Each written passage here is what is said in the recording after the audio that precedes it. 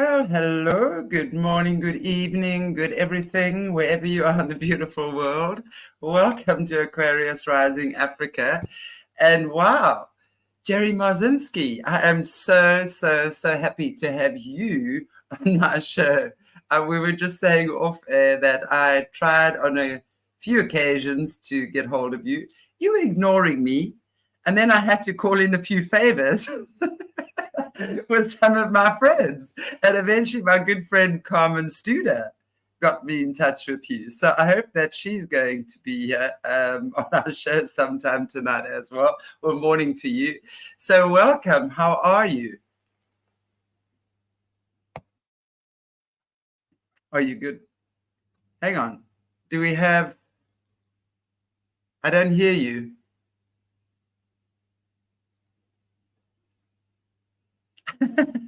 we were just saying off air now that first Jerry's whole camera froze, and so now it seems like the sound is off. Always silly buggers being played. You're on mute there now. Let me just see. You are on mute. Can you try and unmute yourself?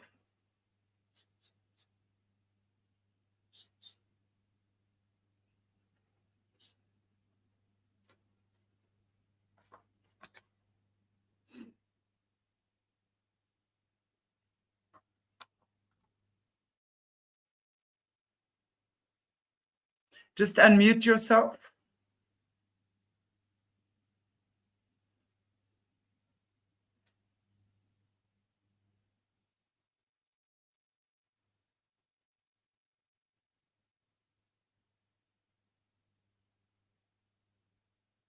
It says your mic is not connected.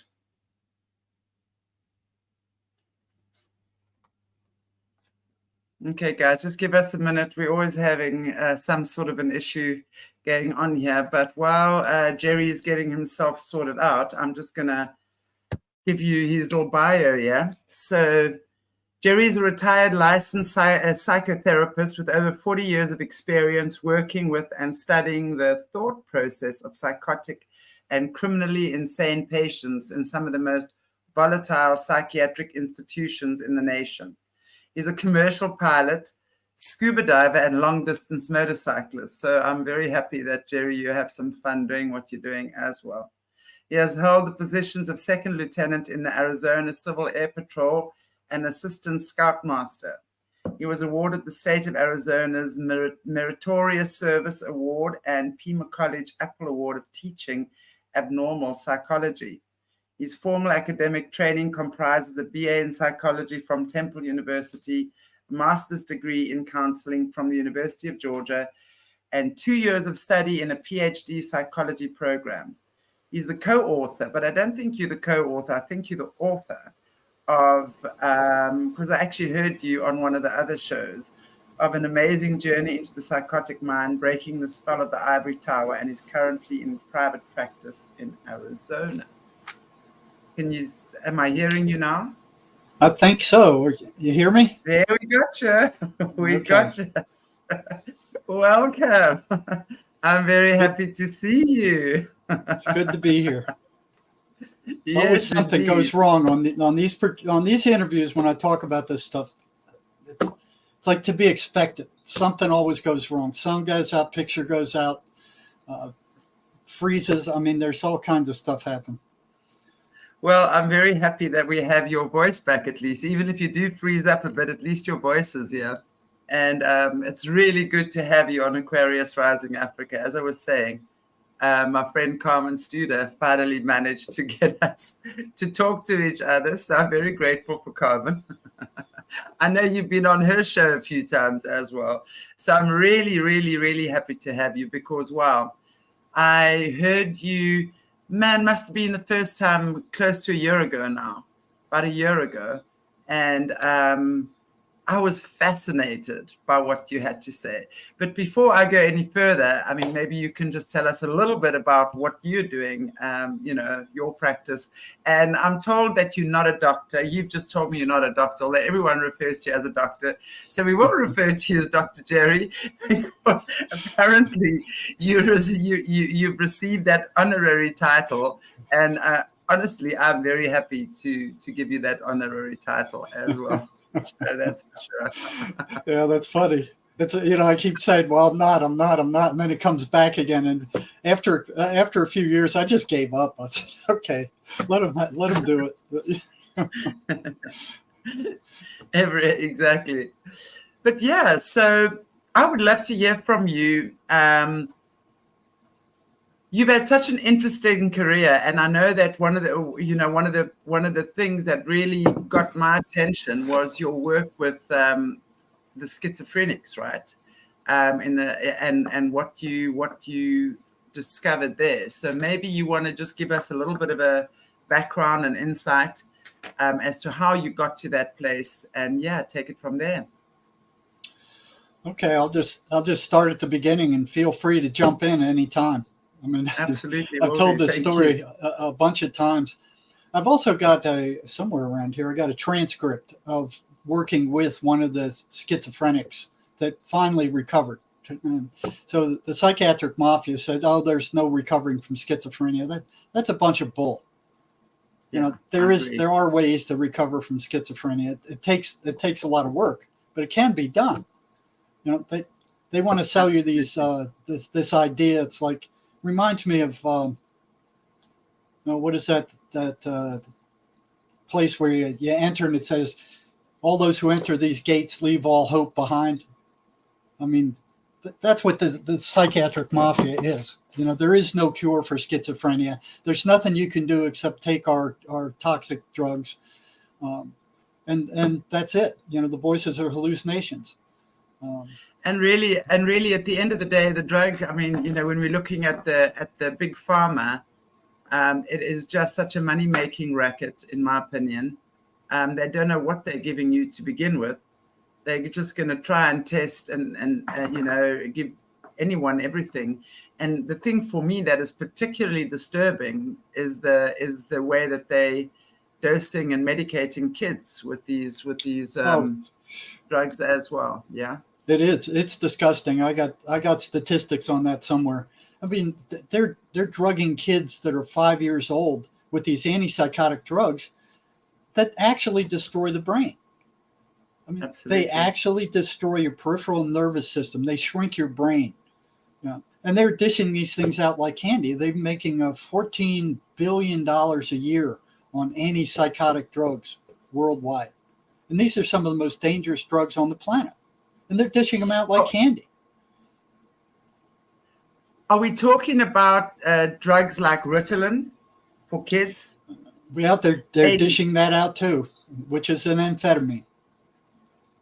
Wow. I mean, that is scary. 5 years old. What does a child of 5 years old know about psychosis anyway, right? Unless they... well, we can go there. I mean, I have my own theories on that, but I'd love to hear more about what you have to say about that anyway. Yeah. Yeah, I've got the statistics for that. We can go into that later. Matter of fact, let me get that book down because I got all the statistics there.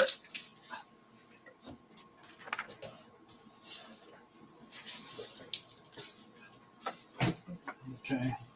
I'll be able to jump in there when we need it.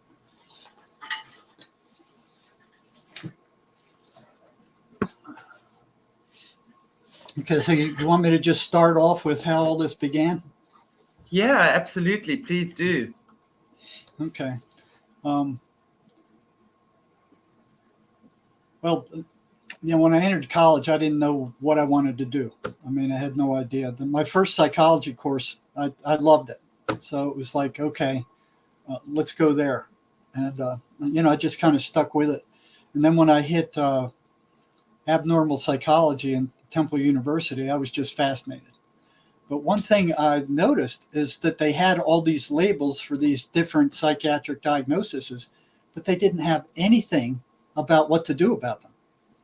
It was just this collection of different psychiatric diagnoses. And I was like fascinated, like what causes this? Why does this happen? And there was nothing there about that. Now, they did teach us as I went from undergraduate to graduate, you hear over and over again, well, it's a biochemical imbalance of the brain. And that's what they were teaching us in college also. But when I got my first job was at the biggest psychiatric hospital on the planet. There were like 10,000 patients there when I got there. And it sprawled over 3,000 acres. And there were some 200 buildings on the place. So it was the size of a small town, Central State Hospital in Milledgeville, Georgia. And one of the first things I noticed was that these psychiatrists, although I asked them, I said, what causes schizophrenia? And the honest ones would say, and there were very few, well, we don't know.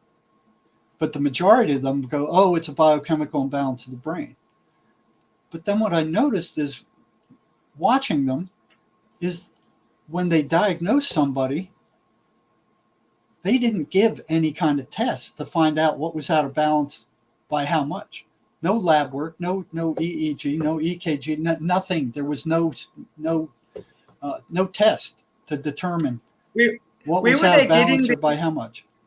But then where were they getting their statistics from? If they're saying it's a biochemical imbalance in the brain, where were these stats coming from? Where it came from was Eli Lilly when they came out with Prozac. They friggin' made it up out of thin air. They knew it was a lie at the time. Big drug company.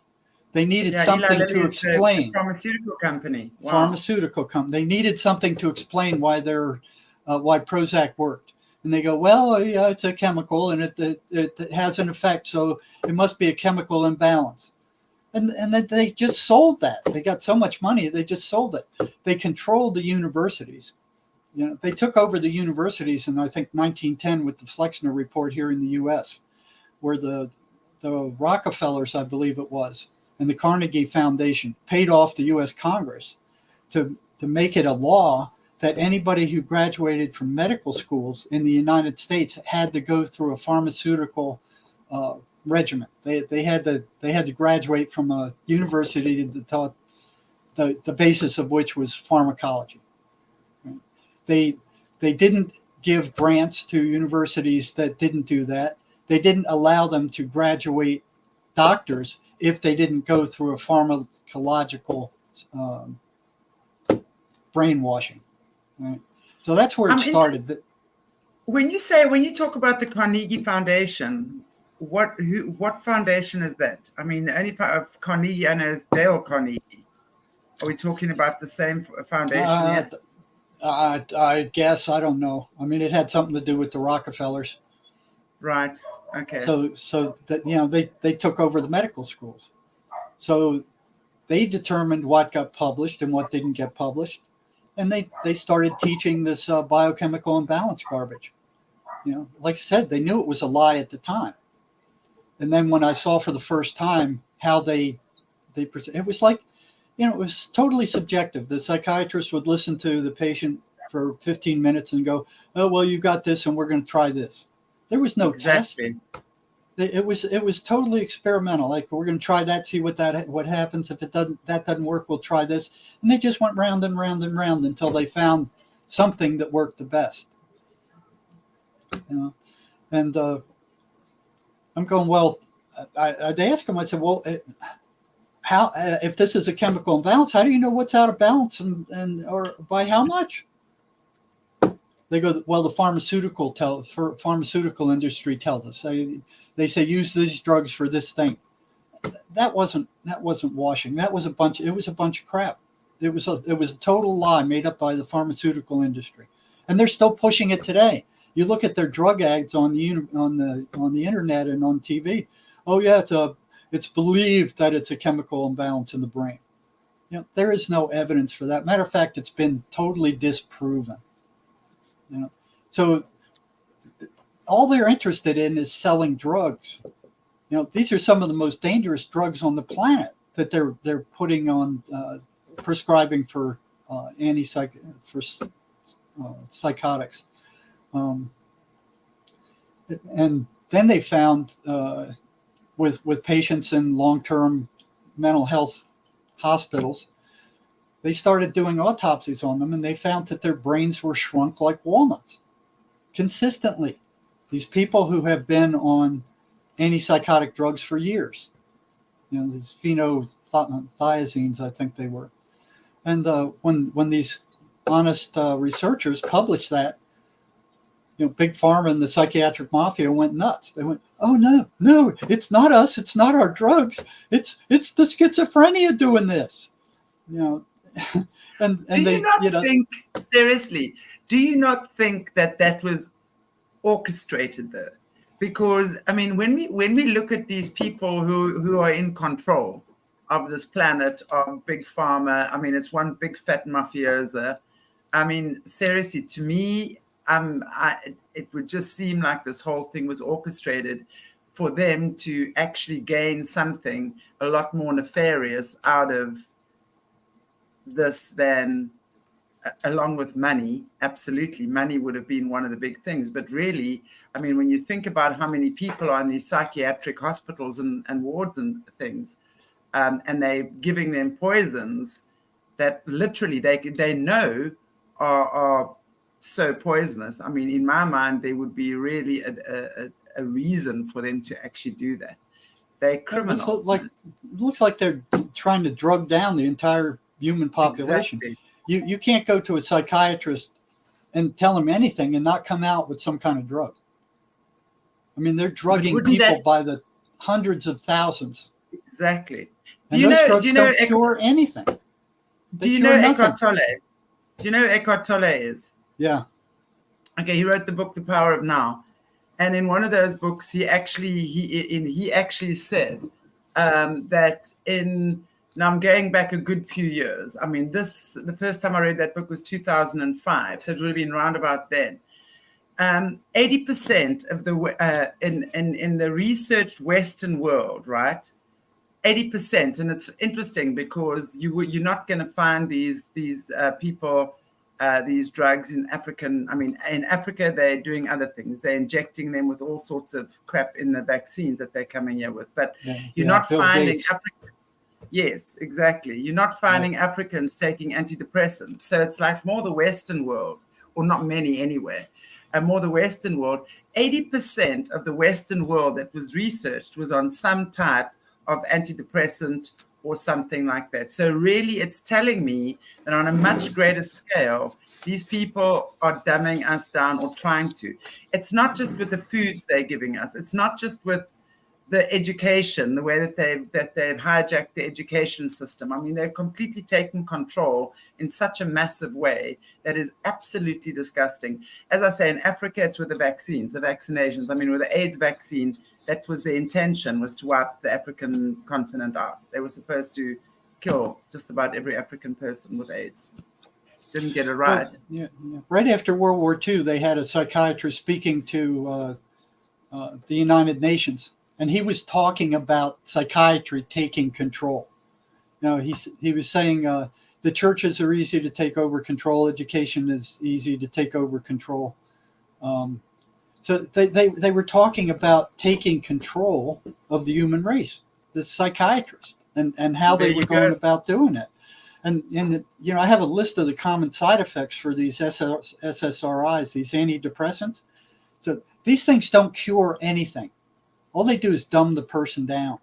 So these are the common side effects of antidepressants: nausea, weight gain, trouble sleeping, dry mouth, blurred vision, dizziness, anxiety, headache, diarrhea or constipation, sexual problems, fatigue, tremors, increased swelling, lower alcohol tolerance, bleeding, lower sodium levels, vomiting, restlessness, muscle cramps, and seizures. These are the side effects of these drugs that they're making. So they're making $14 billion selling both of these.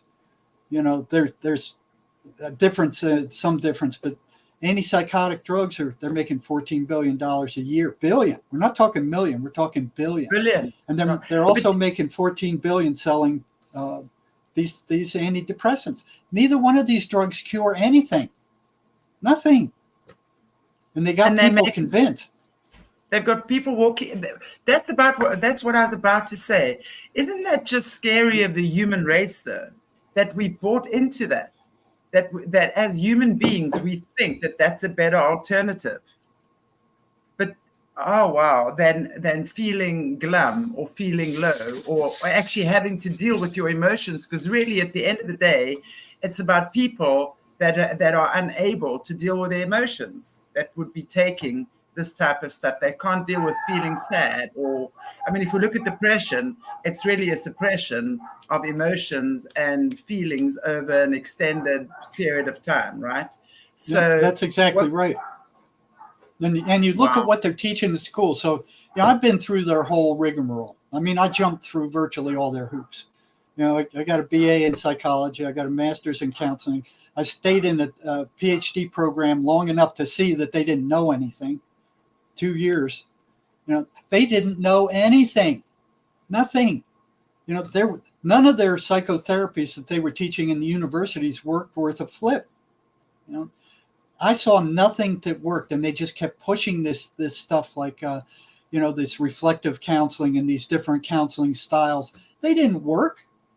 There was one time I was on the stage with Albert Ellis, and I had to let him off the frickin' hook because he asked me to play an alcoholic. I could have tore him up in front of that whole session. He would have looked really bad. It's not that easy. But what I found about 2 years ago from Australia, this ship captain who was all his life searching for how the mind worked. He was like he was like a Leonardo da Vinci or a Sigmund Freud. He drove these big freighters back and forth across the ocean. In the meantime, he's studying all this stuff, and he was in search for a therapy that worked, and he finally found one. It took him all his life. It's called the Mace energy method. It gets in there. It will get rid of most psychological problems in a couple hours. 2-3 sessions at the most, and it's done. They're done. It's no longer an issue.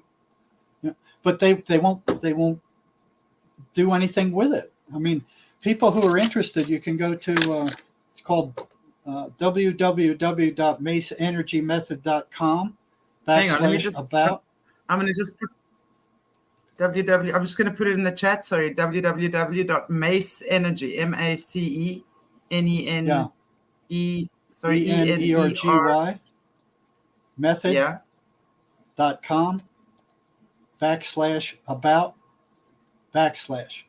and that will take you to a place it's the Mace site where you can find Mace therapists. Okay. And they will tell you something about that system, but it actually works.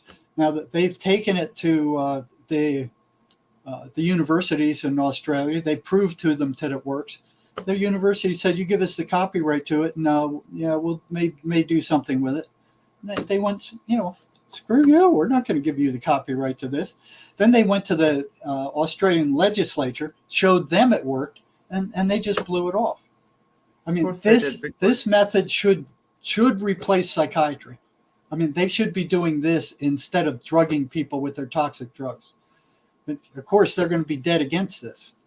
They're not going to want anything to do with it. What is the Mace energy method? Can you explain a little bit more to us about it? What exactly does it entail? Well, it gets a little bit complicated, but you look at the human being. We're spiritual beings. We're energetic beings. Your thoughts are energy. Your feelings are energy. Your memory is energy. All this is energy. Those drugs only dull the mind. They don't. Terrible. What they're doing is, it's like if you had a magnet, you couldn't see that magnetic field. You can't sense it with any of your senses. But it's there. You get a jar of iron filings. You put that jar on top of the magnetic field, then you'll see it. Okay. Yes. Psychiatry and psychology don't see that energetic field. So what they're doing is psychiatry. It's like taking Thorazine and dumping it onto a magnetic field and expecting that magnetic field to disappear. So these drugs don't make the voices psychotics hear go away. They just lessen them. They're just drugging the brain and the body. They're not treating anything. They're just lowering the human frequency, because, as you say, everything is energy. We created from sound, frequency, and vibration. And of course, when we're in a higher form, and I'm a firm believer that when you're vibrating at a higher frequency, your energy is lighter. And of course, then these lower resonating frequencies, it's like a bird flying and a crocodile trying to eat the bird. You can't. Yeah. So as your frequency lifts, these lower resonances cannot reach you. And what the drugs do is they make you low, low, low, low, low, low, low. And it completely dumbs us down. It keeps us in that lower frequency. And and in all due respect, I understand that there are people out there who definitely feel they need these drugs. And for a while, it's working for people. But my greatest hope for people and humanity is to realize that the day you decide to throw those pills away, it's like, when my son, he was a little toddler, and he had a bottle. And we were driving out in the countryside, and I was trying to wean him off the bottle. And there was a cow with a calf outside. And he said, Mommy, is the calf hungry? Can I give the calf my bottle? I said, yes. Why don't you throw the bottle out and give it to the calf so the calf can have it? He literally took it out the window, threw his bottle out the window, and that was it. After that night, he said, where's the bottle? I said, you gave it to the calf. We don't have it anymore, remember? And from that moment, that was the end of him having his bottle. And, he learned how to cope without having a bottle in life, right? So for me, that would be the greatest joy that I can say to humanity. You do not need the stuff. I have proved it to myself time and time again. Okay, I've healed myself from life-threatening diseases. It's in the mind. It's once you understand your body is designed to heal itself. That is God's promise to us. Your body is designed to heal itself. When you tune in to that alignment, you heal. You heal. But you have to do you've got to participate with your energy. You've got to participate with the non-physical, right? So the physical and the non-physical have got to learn how to work together and join and marry each other, and then form that beautiful unity where we can do that. So I love what you're saying, yeah. And I love what, when you're talking about this Mace energy method, I'm wondering, is it similar to like a rife machine or what is it? How does it work? Well, what Mace found was that the mind is not what the mainstream is telling you. Mace said the mind, all it does is takes pictures of where you put your attention. The spirit does the rest. Everything that the establishment attributes to the mind actually is the province of the spirit. Your eyesight, your hearing, your taste, your feeling, all that is without your spirit. You don't feel any of that. You're dead. So what Mace found was that the mind can take pictures of concepts. It can take pictures of feelings. It can take pictures of these abstract things. And then once that picture is taken, then you can find where in the mind it is located. And then you can get rid of it by draining the negative energy from it. And once it's drained, it's like a car battery. Once a car battery goes totally dead, it's dead. Even if it's a brand new battery, you drain it down to nothing and it will not recharge again. The same thing with these negative identities that he found. He said what regular psychotherapy is lacking is working with the identity of the person. And there's two kinds of identities: a positive identity, and that's the identity you create on purpose to function on this planet. You have an identity as a car driver. You have an identity as a mother. You have an identity as a student. Those are all positive identities. He found that negative identities are created during trauma, and they're created unconsciously. And it's like a mind virus that is is put into the mind at that time, and then it just runs in the background the whole time. So with schizophrenics, I mean, you look into their background, and there's always horrible trauma there of some kind. Absolutely. Absolutely. Absolutely. And So, usually, you know, we work with a lot of on this platform as well. I interview a lot of SRA survivors and people that have been abused as children by very often the ones that they trusted the most. And of course, there's a lot of trauma that goes along with that. So, and I would imagine what you're saying as well, just in terms of schizophrenia, a lot of it would come from there, right? Right. You know, and now that for most, you know, like depression and anxiety and, you know, some paranoia, you know, the common psychological problems, Mace will completely cure those things. Schizophrenia is a lot harder because you got a different level coming in there. You know, so Right. these voices that these people hear, I discovered were entities. They're not hallucinations as the psychiatric mafia wants you to believe. So going back to the state hospital, you know, I found that not only was there no chemical imbalance in the brain, it had been disproven, but they don't even know what the chemical balance of the brain should be. They have no idea. And then they're fostering this on the entire world population. You know, so they started out blaming mothers for schizophrenia. Oh, the mother did something bad. You know, she treated the kid bad and then did this, and then now the kid's schizophrenic. And mothers are going, wait a minute, we didn't do anything. What's with this? I mean, it was observable. So they had to move the cause up to something that was not observable.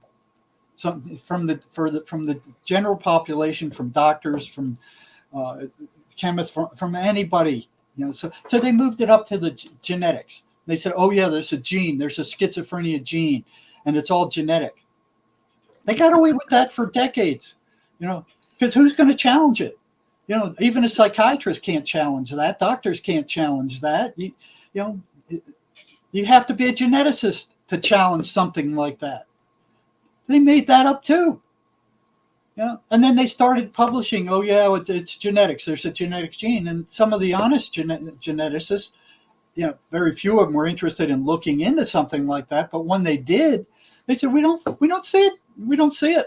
We don't see a schizophrenic gene. So then what they started pushing was, oh, well, it's a combination of genes. It's not just one gene. It's this complex combination of genes that nobody understands. You know, the geneticists are going, what are you talking about? You know, where is it?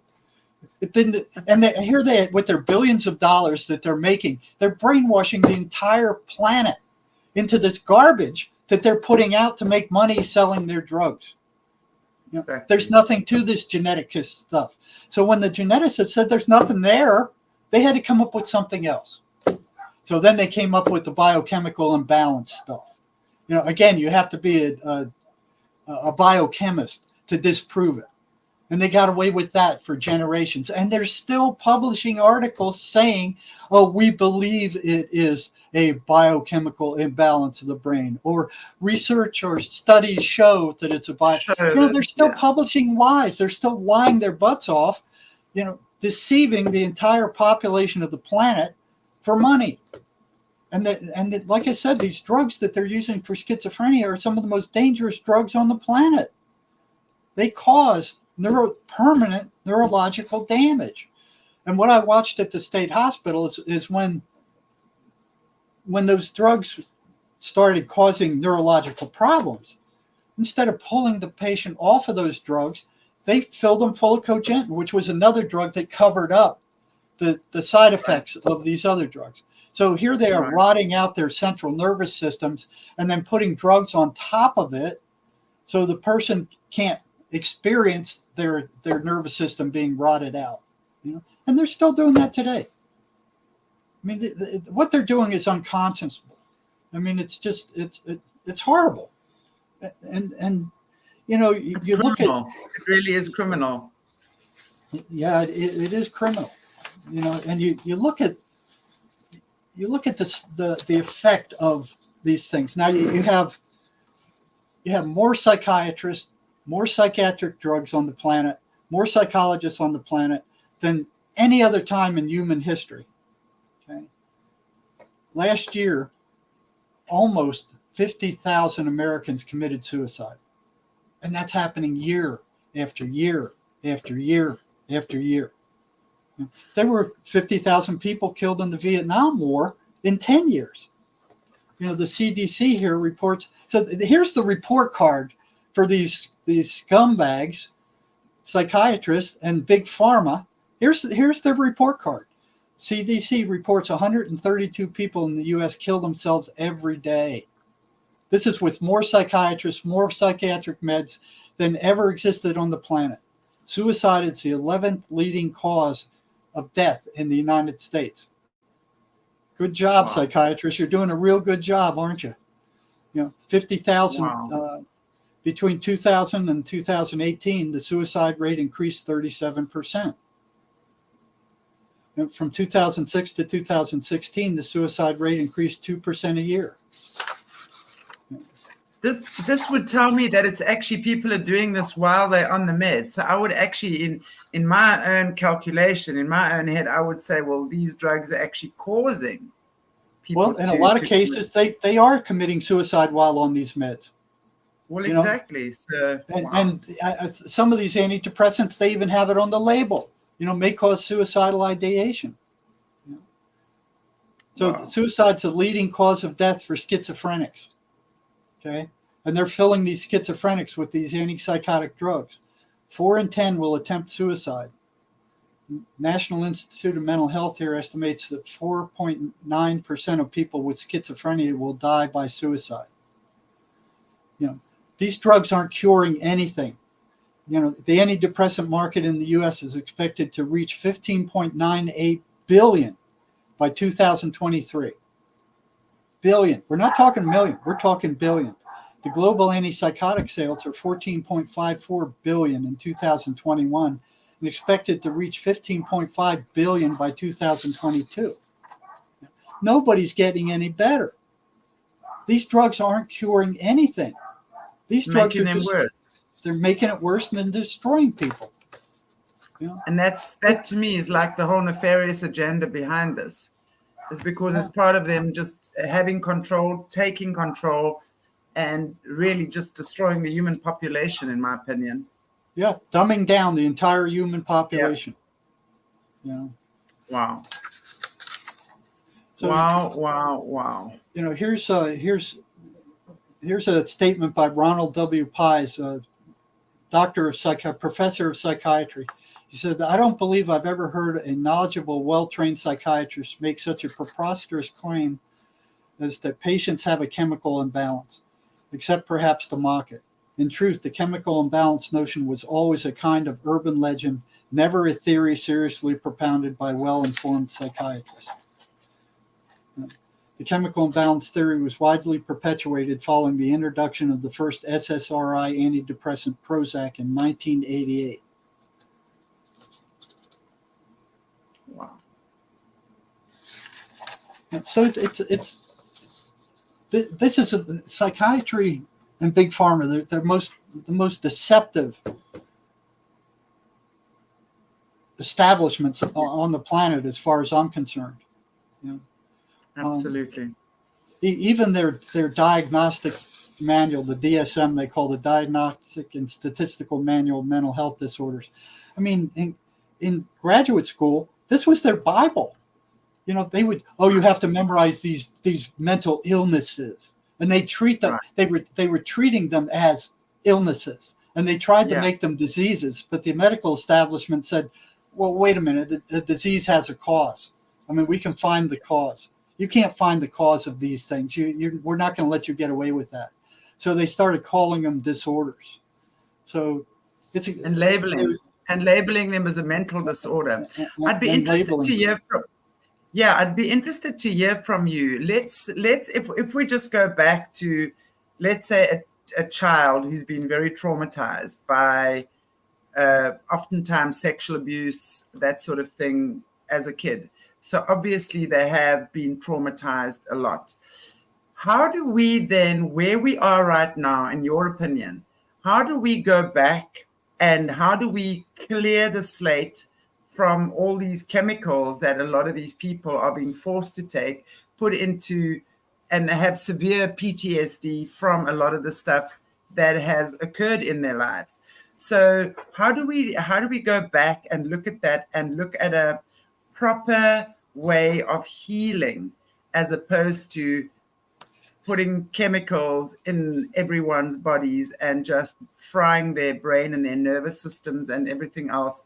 And from what we're seeing now, increasing the suicide rate, because I would imagine a lot of people actually put a lot of their hope into the psychiatrists who can now help them sort out this problem. And when that fails, they really do give up hope, in my opinion. So let's go back, if you can, and let's talk about how we can resolve this from the root.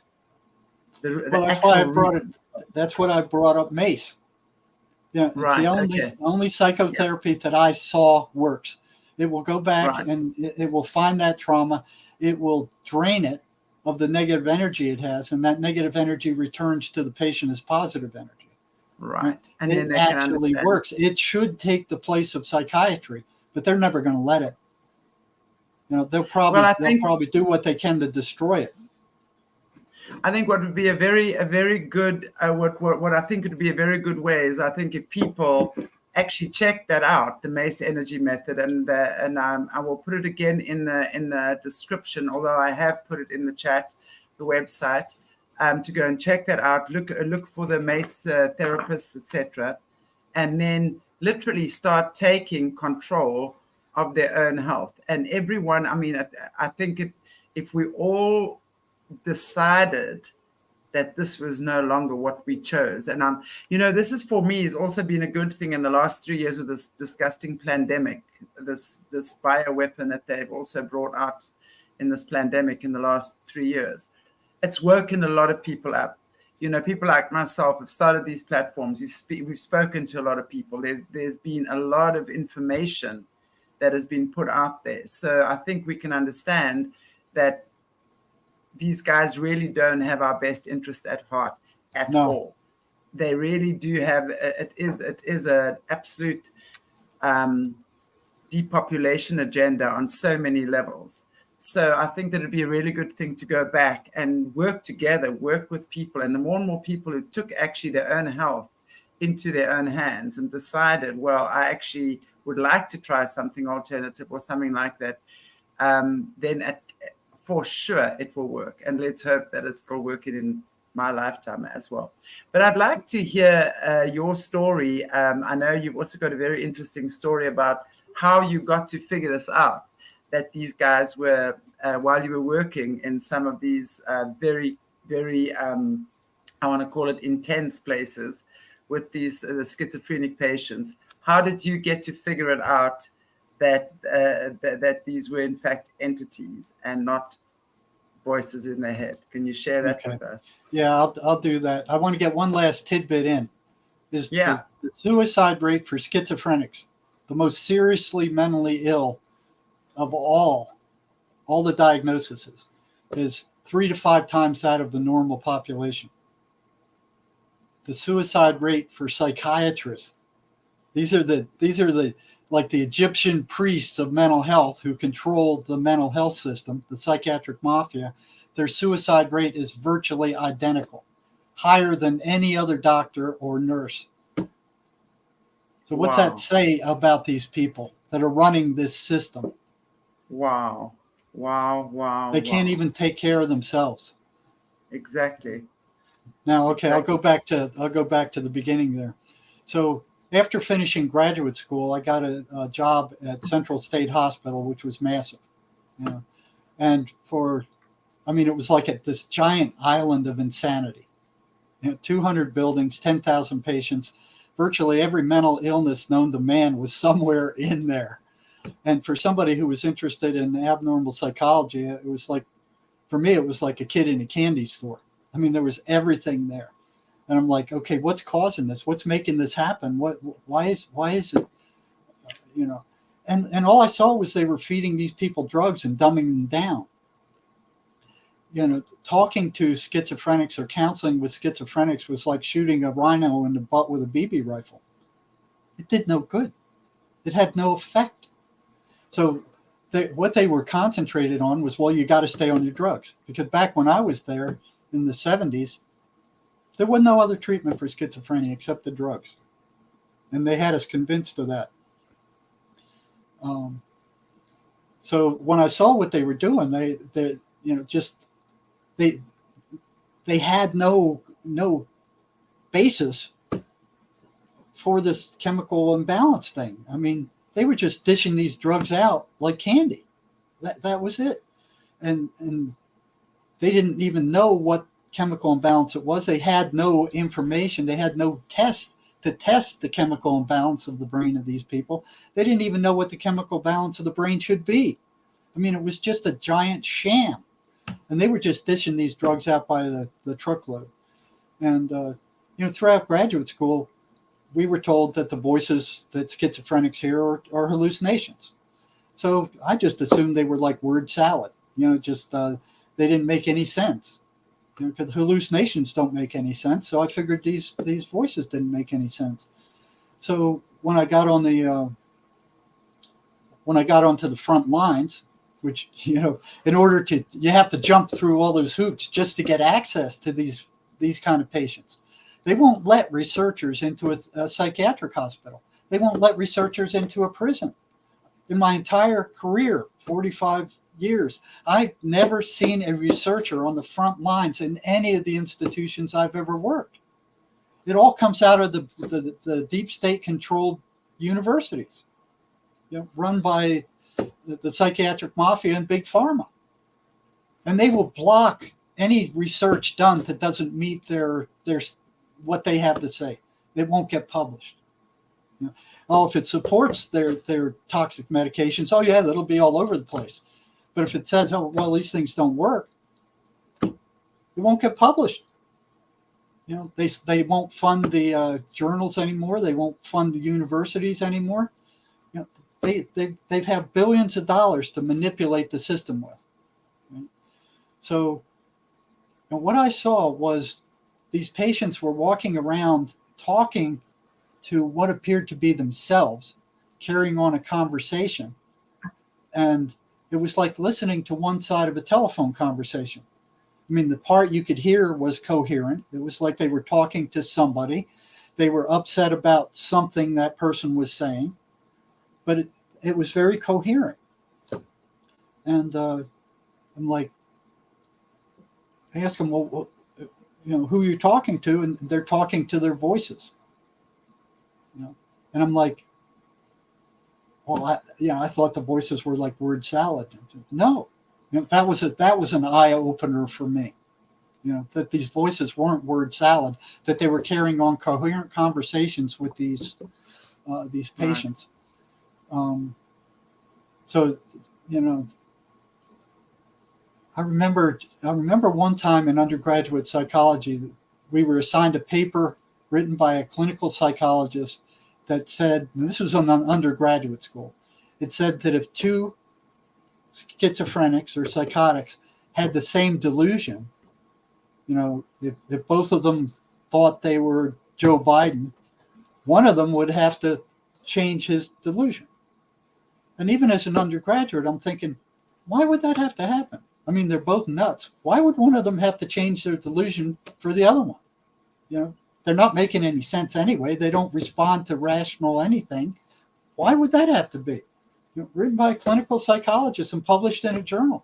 I went, that makes no sense. And I had never seen a schizophrenic before I read that. I had never worked with one. All through graduate school and undergraduate school, I had never seen a schizophrenic. I'd never met one. Just read about them. So, fast forward probably another 4, 5, 6, probably 12 years or so. I was doing rounds on the second floor of a psychiatric unit, and I spotted a patient I didn't recognize walking around the day room talking to himself. And I kind of crept up behind him to see if I could hear what he was talking, what he was talking to, and what the conversation was.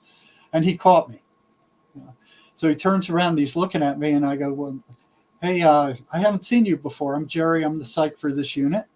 I hadn't seen you before. I said, what's your name? And he turns around and he looks at me and he goes, I'm Jesus Christ. And I thought a second and I go, no, you're not, because I am. And I was waiting to see, like, well, okay, what's he going to do?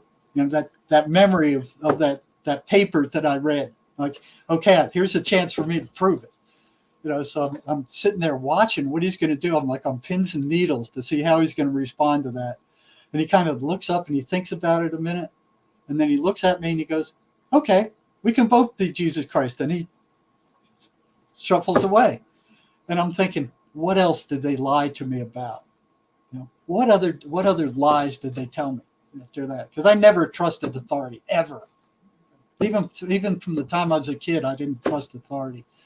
So I'm thinking, what else did they lie about? So the chemical imbalance was the next one that came out. The voices they say were hallucinations. Okay. But here these guys are responding coherently to supposedly hallucinations that I thought were like word salad, garbage, that you couldn't understand a hallucination. I mean, hallucinations are random. They're all over the place. These guys weren't responding to something random. They were carrying on coherent conversations with these voices they were hearing. So what I started doing was asking, and that was so odd too. It was like, I'd ask all the psych nurses, I'd ask the attendants, I asked the psychiatrists, what are these voices they're hearing? All of them said they're hallucinations. Same thing that they were taught in medical school or the university. They were set on it. They're hallucinations. Who's going to investigate a hallucination except somebody nuts like me? So I started asking these guys, what are these voices telling you? And it took a while to learn how to talk to them because they don't call them paranoid schizophrenics for nothing. Right. And there is no positive benefit for them to talk to anybody about their voices. I mean, look what happens to them. They tell their friends that they're hearing voices and their friends going, oh, you're possessed. We don't want to be around you. Somebody who's hearing voices. No, something's wrong with you. They tell their parents and they're drugged in front of a psychiatrist. They tell the psychiatrist drugs them silly, turns them into zombies. They're now on medications with all these horrible side effects. And if in the hospital, if they complain about their voices too much, the psychiatrist drug them even more. So there is no positive outcome for these people to talk about their voices. So it took a while to learn how to talk about them because they don't trust psychologists. They don't trust counselors. And in effect, we were being paid to be spies for psychiatry. If somebody goes off their meds, somebody starts getting psychotic, we're supposed to report it to psychiatry. They had these meetings. We were like the snitches for psychiatry. So nobody knew what these voices were saying. So I started asking these patients, after I learned how to talk to them. And that took almost 3 years to learn how to, for every little tidbit I got about the voices, I would tell a new patient, I'd say, well, I know this much about the voices. Can you tell me more? And that helped a lot. It was like priming the pump. If they saw that you were really interested and you knew some stuff about the voices that the other psychs didn't know, they trusted you more. And they would give me one tidbit at a time, and these tidbits started building up. And then one of them, his voices didn't like me asking questions about the voices. So he went and told one of the psychiatrists. I got pulled up in front of the psychiatrist on the red carpet, and he ordered me. He said, you will not ask these patients about their voices. What you're doing is reinforcing their hallucinations. You're making them worse by asking them questions about their hallucinations. I want you to stop now. Okay. So I was threatened. And psychiatrists I think they're a little bit afraid of these guys, because one thing I noticed when I first got to that huge hospital is that psychiatrists were being assaulted by schizophrenics at a rate far beyond any other staff, beyond psych nurses, beyond regular nurses, beyond psychologists, beyond counselors.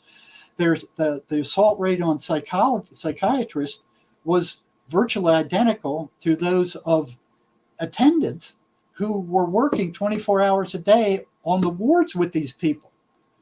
And for years, I'm wondering, what are they saying to these people that are torquing them off inside of 15 minutes, which is about all the time they gave them once a month? You know, they bring them in, how your medication's working. Are they doing you any good? If not, well, they switch them, or they'll increase the level or lower the level. Or it's always about medications. You know, it wasn't how are you doing personally? What's going on with you? What are the voices done? No, it's none of that. You know, it's all about medications. So I think they were a little bit afraid of these guys. And the unwritten rule at the state hospital was, you don't do anything to upset a schizophrenic unless it's absolutely imperative, and unless they're assaulting somebody or something really bad is about to happen. Otherwise, you don't do anything to upset them. You know, you don't challenge their voices. You don't do anything to upset them. And so I had to be careful there, because it happened to me twice. I was told by 2 psychiatrists, don't ask them the questions about their voices. So they don't even want you looking into it. Wow. Walking around on eggshells. Well, pretty much. But, you know, there were some things I learned at the, I knew by the time they were telling me these things that the voices didn't match the profile of hallucinations. I mean, they just didn't. First of all, they were all consistently negative. You know, what holds them on such a negative pattern? All of them. They were consistently negative. They weren't random. You know, they weren't sometimes good, sometimes bad. They were consistently negative. They were always telling these people, you're no good, you're worthless, you're stupid, you're ugly, nobody likes you. It's stuff like that. Why weren't they random? Why weren't they sometimes good, sometimes neutral, sometimes bad, like all other hallucinations? They did not match the profile of a hallucination. They were consistently negative. And I spoke to scores of schizophrenics, and they were all reporting the same thing. These things were consistently negative. What kept them on a negative trajectory? What held them there? Why weren't they random? Was one of my first questions. The second pattern I saw, so these things I started to see they were running patterns. The second pattern I saw was that they were anti-religious. They didn't want these people going into churches. They didn't want them talking to preachers. They didn't want them reading the Bible. They didn't want them praying. You know? And they hated the 23rd Psalm. I remember one patient told me that when he repeated the 23rd Psalm, the voices reacted like worms thrown on a hot frying pan. Wow. So I'm like, well, that's odd. Why would a hallucination do that? So I started again asking all the schizophrenics on my caseload and all the ones that came on later were, okay, how do the voices react when you go to church? How do they react when you pray? You know, how do they react when you say the 23rd Psalm? It was always negative. There was always an explosion. They didn't want them going to church. They didn't want them reading the Bible. They didn't want them talking. They didn't want them praying. You know? And then so, you know, I give these patients a 23rd Psalm. Sorry, just give me a moment here. This is crazy. Yeah, that just came on. Here it goes again. Some not only voices, but something else was happening. Yeah, my word. Okay, sorry about that. Yeah. Happens almost every broadcast, something like that happens. That was so bizarre. I mean, just out of nowhere. Yeah. So I started handing out the 23rd Psalm to the patients, the schizophrenic patients. I said, you know, read this when the voices come, and I'll call you back. Tell me what happened. It was consistent. There was a negative reaction to them reading that 23rd Psalm every single time. So I started asking, what happens when you go into church? And I found it broke up into 3 categories. If the voices were weak, they would shut up when the patient went into a church. If they were moderate, they would get louder in the church and drown out what the preacher was trying to say. If they were very strong, they would actually force the patient to jump up and run out of the church. Wow. So that was the breakdown. So it's like, if they're hallucinations, why would a hallucination care about the patient reading the Bible or going to church? Why would there be a reaction? Right. So it's like, if they're running patterns, they can't be hallucinations. So over my entire career, I found that there's some like 23 patterns that these voices run. And this was over 40 years. And I'm not going to go through them all. I'm just going to go through a handful of them. They're consistently negative. They're anti-religious. They foster and create negative emotion. So that's why they're so nasty. I mean, you talk to any schizophrenic, if they tell you what the voices tell them, they're very nasty. They tell them all kinds of rotten stuff about themselves, and 99% of it are lies. They want the person upset. So they want to create that negative emotional energy, and then they drain it. So the schizophrenic, what there will be is there's a one-to-one correspondence between the voices attacking and their energy level being drained. Right. So these things are also parasites. They feed off of negative emotional energy. Right. Can I just ask you something here as well, which I find quite interesting? Would it only be about religion that they didn't want? Or if we're just talking, say, somebody who's in a general positive space, right? Or maybe studying something like Buddhism or Hinduism or anything like that. I mean, those would all be sort of positive reinforcements anyway, whatever your religion or faith is. Were they only opposed to Christianity and the Bible, or was it right? No, I've had Muslims tell me the same thing. Matter of fact, Muslims are more aware of these things than Christians are. They have specific prayers to fight these voices. They call them the jinn. Wow. Now, they wouldn't like any positive spiritual practice that calmed the person down. Exactly. They want the person to be upset.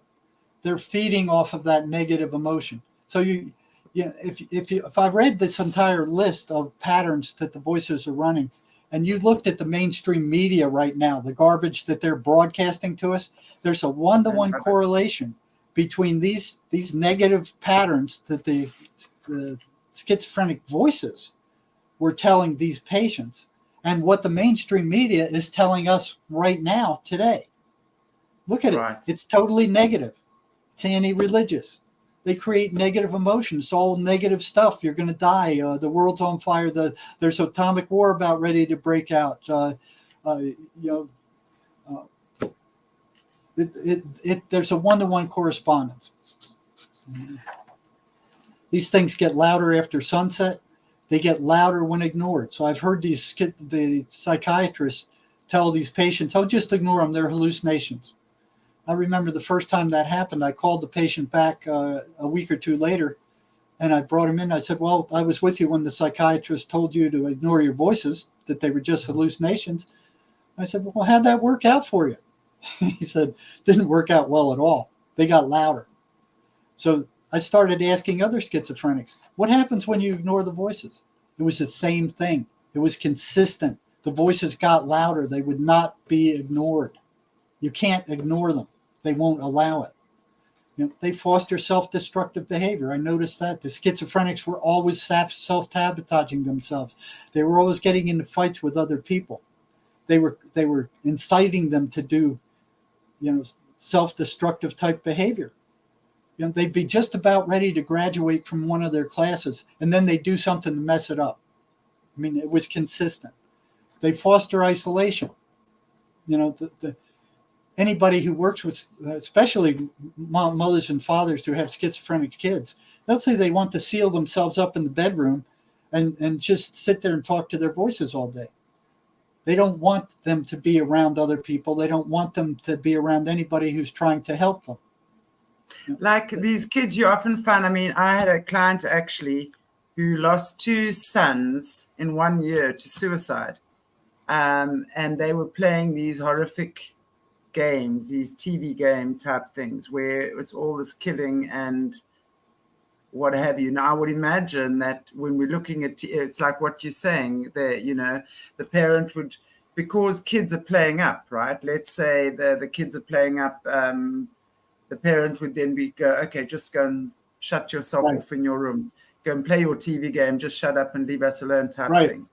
That's exactly what they want. So then that negativity gets fed, or I was convinced about that. I was absolutely convinced about that. I said, there's something, and I spoke to her because I said to her, there's something very dodgy going on there. I was sensing a lot of spiritual interference, and I'm going to just leave it right there. Well, that's true. That's true. They want the kid to make so much of a pain in the butt out of themselves that they wear the parents out, and they go play their negative video games back there, talk to their voices. But that's the worst thing that you could allow to happen, you know, because then these voices have their complete attention. So it's a battle between the person to move their attention somewhere else and the schizophrenic voices that demand their 100% of their attention. They don't want them distracted by hobbies. They don't want them distracted by school or anything else. They want 100% attention for them to fill their minds with this garbage. And what's so disturbing about it is that for the most part, these voices sound just like the normal verbiage that goes through your mind on any particular day. There's no difference in the tone or the sound of them. It isn't like the voices come on and go, where are the voices? Or any. They sound just like your regular thoughts, you know. Only the content is very different. And if you study your regular thoughts for any length of time, all they're doing is telling you what you already know, and all this garbage they're putting in there too. So if you think the thought stream that's running through your mind is who you are, and take a step back and think about, well, who's listening to it? Exactly. You know, if you think those thoughts are you, who's listening to it? Exactly. Wow. So those voices aren't the schizophrenic. And that's the first thing that they have to understand, is that the voices they're hearing are not them. And I've had numerous patients ask the voices, who are you? What are you? You know, what do you think their answer was? Take a guess. Well, tell me. They said, we are you. We are you. Make them believe that it's their own thoughts that are creating this, right? So it's part of the manipulation. Yeah, exactly. Yeah. And you look at that, and you know, we just assume that our thoughts belong to us. Any thought that pops into our mind, we assume comes from us. Right. You know, and psychology and psychiatry and religion, for the most part, won't say anything different. Exactly. That is because very in many dangerous. ways, I mean, when you're looking at any kind of staunch religion, right, it's going to reinforce that because it's ruled by fear. If you that, then that, because, you know, and if you don't, then that. If you do this, then you're a bad person. And, you know, if you do that, you must be guilty. And if you do that, you've got to repent. So that whole negative reinforcement, whether it's subtle, overt or covert, right, it's being reinforced, and it creates this human body to be a vessel for this nonsense, this evil crap, to be infiltrating through it, which is why when you're looking at kids that have been abused and kids who are coming from very negative situations, especially in childhood, right? Already they have that negative playbook, if you will, playing itself over and over in their head. So they become perfect vessels for these things to work through, these entities to work through. You know, and then once they believe what these entities are saying, then they become these negative entities. They turn into them. And then they then become the host body for Right. these entities to For work these through. And it's like entities. they're then infused into their Right. cells, literally. And then they Right. think it's them. Wow. Right. And the prisons Wow. are And full these of those guys people. know this. These guys know this. They know that. I'm telling you, that's why I said in the beginning, they've created this whole, they've set the stage already. They've set the stage from when you're looking at SRA and abusive stuff and these guys that are setting this, like, I mean, the whole, let's just talk SRA, right? For that, they already create, because all of the kids are trauma induced, they're completely induced by trauma.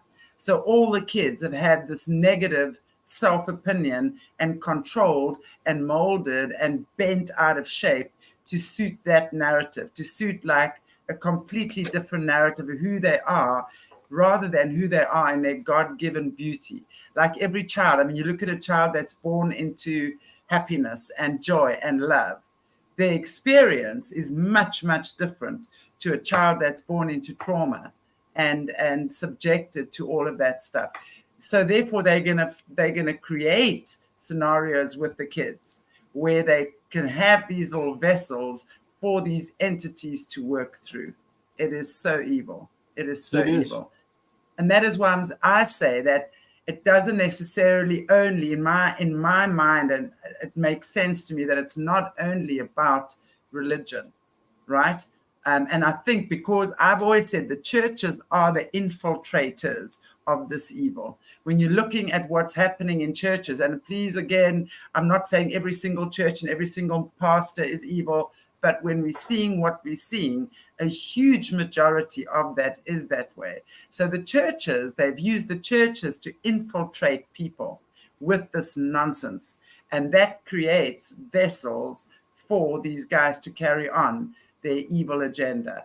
And so therefore, if you're just coming from a place, whether it's any type of spiritual faith or religion that is positive, where you are taught to be happy, you're taught to love. I grew up in a family, I'm a farmer's daughter, I say this a lot. My parents were not churchgoers. In fact, my father said, my child, you do not need to go to the church. He said, go outside. My animals bring me joy. I thank God every day for the rain that comes because I grew up in a semi-desert area. We were taught to love animals. We were taught to take care of each other. We were taught love. We were taught freedom. We were taught to be joyful, to dance, to sing, to have family nights together. We were spanked on our asses when we were naughty, but that was it. You know what I'm saying? You knew there were certain rules in the house that you were allowed to, and if you disobeyed those rules, you were going to get a slap on your ass. It was that simple in our house, right?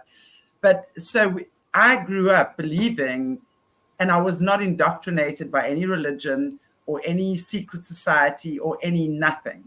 And I grew up with a gift. And it was actually religion when going to school, when I could see beyond the realm and I could see ghosts and things in the hostel. And I knew my granny she knew how to get rid of evil spirits, right? And I said, well, my granny knew how to do that. And then I was told, Jesus hates me and I'm a child of the devil, because I was able to see that. So for me, that at a very young age, I could see how indoctrinated religion was already. So I'm saying that when you're a happy person, when you've understood what love is, what joy is, what it is to be compassionate, what it is to be forgiving, right? And you can have an argument with your sibling and you can make up. And, you know, we were not allowed to go to bed angry with each other. We had to make up. If we were fighting, with the six of us, we fought quite often, right? When you went to bed at night, we had to say sorry and we had to mean it, right? So that's the type of environment I grew up in. And I can see how different that is from having this dogmatic nonsense where you are taught it has to be that way or else. And if not, then that, right? All of that stuff for me is not good. When we are in joy and in love, this sort of stuff does not creep in. That's the point I'm making. So to me, it doesn't matter what it is. You don't have to be, it doesn't have to come from a religion. As you say, Muslims, Christians. I mean, I'm wondering about stuff like, you know, the Eastern teachings as well, where, you know, you're taught to just that the misery is in the mind. That's what the Eastern teachings tell us, you know. The human mind is the creator of misery. So when you learn how to, they call it the shankara, it's like pulling out, like uprooting the misery of the mind, like you uproot a weed, right? You are then planting. I mean, when I was in India and I was studying my yoga, my tuk-tuk driver, a guy called Satish, he said to me, you know, the neem fruit is the most bitter fruit in India. So it's like, he says, you can't expect to plant a neem seed and then to harvest sweet golden mangoes. He said, if you want sweet golden mangoes, you must plant the mango seed, right? So your thoughts would be the sweetness that you're planting. And with your thoughts, you then cultivate, you then reap that fruit. You know, you then see the fruits of your labor, so to speak. So to me, it really is about understanding love, generosity, kindness, and really just keeping yourself in a higher vibration, because religion, in my opinion, tends to keep people in guilt. There's a lot of guilt that's associated to these negative religions, and that's where these things find a hold. They grip in and they grab hold of people there. Yeah, one thing that people just ignore is the question of where thoughts come from is never addressed. Right. You know, right. In 8 years of higher education in psychology and counseling, it's never mentioned. They don't ask the question, where do thoughts come from? You know, you can't see them. Nobody's ever did an autopsy and pulled the thought out of a person's brain. Right, They're not there. You know, yeah. Swedenborg, a Christian mystic, lived 300 years ago. He answered that question. He said that none of your thoughts come from you. They either come from heaven or they come from hell. Exactly. You know, you're the one who puts your attention on that thought. You're the one who chooses the thoughts that come into your head. And exactly. Sherry Sweeney, the co-author of our book, let me show this thing. She heard voices when she was a young girl. Okay, so if you want to learn more about the voices and how we came to this conclusion, you can get this. It's on our website at jerrymarzinsky.com or on Amazon. But Sherry Sweeney, she heard voices as a young kid and figured out, she was a computer program. She figured out that every negative thought about yourself or somebody else comes from the dark side. It comes from exactly. the negative entities that are putting these negative thoughts in your mind. And 99% of them are lies. So the voices will tell these patients lies over and over and over again. And if she found that if she responded with, well, that's a lie, you know, and doesn't believe it, they can't get their claws in her. So after doing that for a couple of years, they finally disappeared. You know, it took a while. But if you don't believe, the voices are consummate liars. They lie about everything. You can't trust anything they tell you. You can't trust any bargain or deal you make with them, except if you give your soul over to the devil, they'll give you, you know, they've offered people rewards. I've seen it. And they go through with those rewards. You know, so there's musicians who have done that and talked about it. I think James Taylor, if I'm not mistaken, was one of them. But yeah, they'll make bargains with you. And they know stuff that you don't know in a lot of cases. I mean, with meth addicts in the prison. See, when I got to the prison, what I did is I didn't have to worry about, you know, being beat up by psychiatry for asking schizophrenics questions about their voices. You know, that was a big issue in the state hospital. But in the prison, I always had a group of schizophrenics around me, of 10 or 12 of them, always, that had agreed to tell me in real time what their voices were telling them while we were talking in sessions. You know, so I had a real-time, real-life experience of what these things were saying. Okay? And, you know, if the voices got ticked off and said, you know, go tell the warden what this guy's asking you, The warden would have went, get out of my face, What are you talking about? Get out of here. I got better things to deal with than your nonsense, It was totally different than at the state hospital. So I was able for years to try different things. So there were like 23 different patterns that eventually came out. So as I was accumulating these patterns that showed up with every schizophrenic, the patterns were the same. And even today, the patterns that I saw at the state hospital in Georgia are the same patterns that I saw working in psych crisis in the hospitals here in Arizona, working in the mental health centers here in Arizona. And now I've got a private practice. I'm working with people all over the world. The voices are the same for everybody. They say the same kind of things. You're no good. You're ugly. You're stupid. You're rotten. You're dumb. Nobody likes you. Your people are laughing behind your back, so they're talking about you. That same kind of garbage. It's all the same. If you buy just into tuning into all human fears, right? They just know what the human fears are, and they're really just reinforcing that, which of course brings down the vibration, which makes humans angry. It makes them fearful. It makes them all those emotions that are of a lower frequency. So that's how they get their claws in there. They get their claws in there, and then they start showing symptoms of those claws. And then the psychiatric mafia jumps in there and goes, oh, yeah, we see these things too. These are mental illnesses. And they start breaking them down into mental illnesses. So then they come up with their diagnostic and statistical manual of mental health disorders, which is psychiatry's Bible. They're teaching it in all the colleges and all the universities. Is this completely made up listing of psychiatric diagnoses that they made up in these meetings that they have once every 3 years. 2/3 of the people, or the psychologists in those meetings, have strong ties to big pharma. So they go, well, what kind of mental illness can we make up that we can come up with some kind of drug to sell to these fools? And that's what they do. They every 3 years they come up.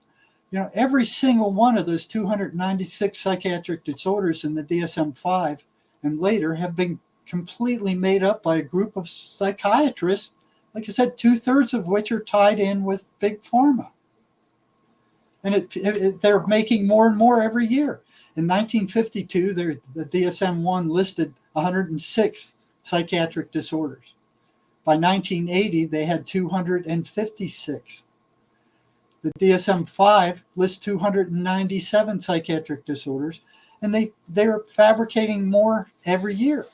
It's like the DSM-5 labels almost all human emotion as mental illness.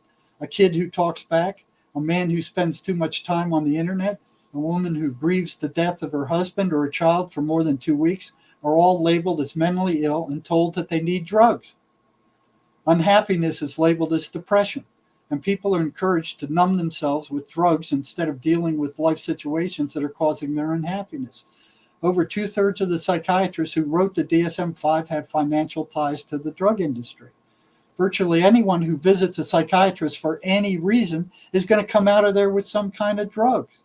And if you put 10 psychiatrists in a room together and you give them a semi-complex diagnosis, you're going to come up with all kinds of stuff. It's not going to be a standard diagnosis. They're not going to come up with the same thing.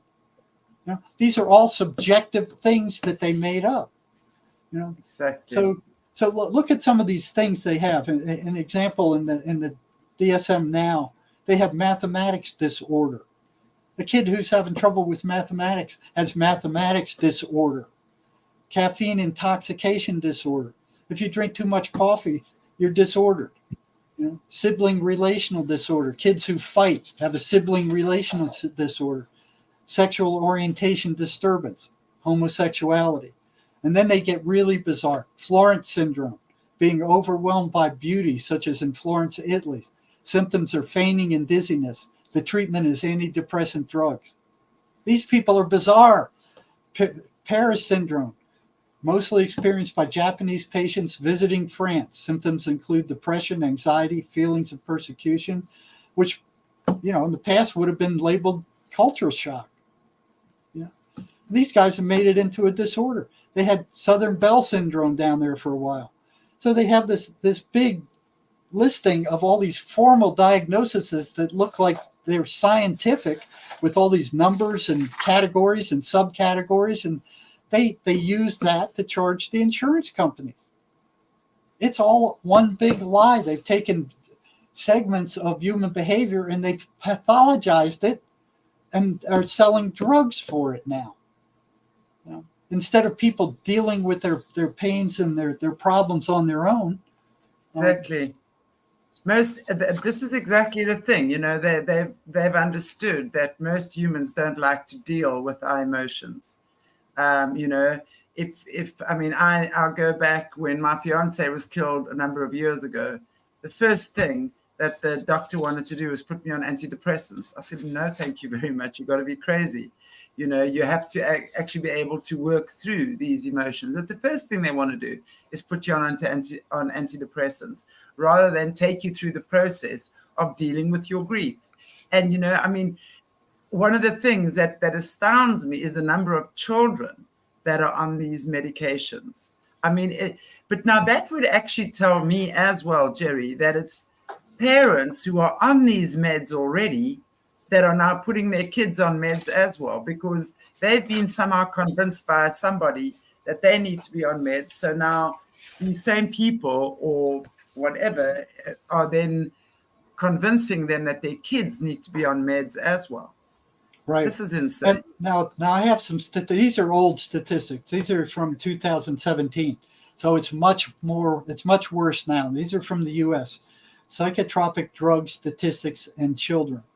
More than now this is from 2017. You probably can double it right now today. More than 7.2 million kids are on psychiatric drugs in 2017. Over 622,000 are under the age of 5 on psychiatric drugs. How many? 620? Over 622,723. This is in 2017. All right. So there must be more than 1 million now, for sure. No doubt. I mean, this in 2017, 80,235 were on ADHD drugs. This is amphetamine that they're putting these kids on. No, come now. 38,534 on antidepressants. Kids. Over 85,000 are on antipsychotic drugs. These are the drugs that destroy the brain. These are the drugs that rot out your central nervous system. 85,000 kids, and it's probably double that now. They don't care. You know, 389,000 are on anti-anxiety drugs. So it's like they're teaching people the way to deal with your feelings, the way to deal with your emotions is take a pill. You know, take a drug, drown it out. And what I've understood working with kids, and I mean, I'm going back now, gosh, a number of years ago. That was one of the first things that I understood. And it wasn't taught to me by anyone. It literally just came to me that a lot of these kids that were now being put on Ritalin, at that stage, Ritalin was a big thing for ADD and ADHD, right? Was also, if you look at it, a lot of these kids, their traumas and their anxieties was also coming from an underlying level that mothers were no longer actually at home taking care of the children, because now there was 2 parents working. So when both parents are working and kids are now being farmed out to au pairs, aftercare centers, nannies, whatever, right? And that was creating an underlying issue of anxiety with children to begin with. So now when we go back to even in the 60s, when the Rockefellers started this whole anti-feminist movement, or the feminist movement, right?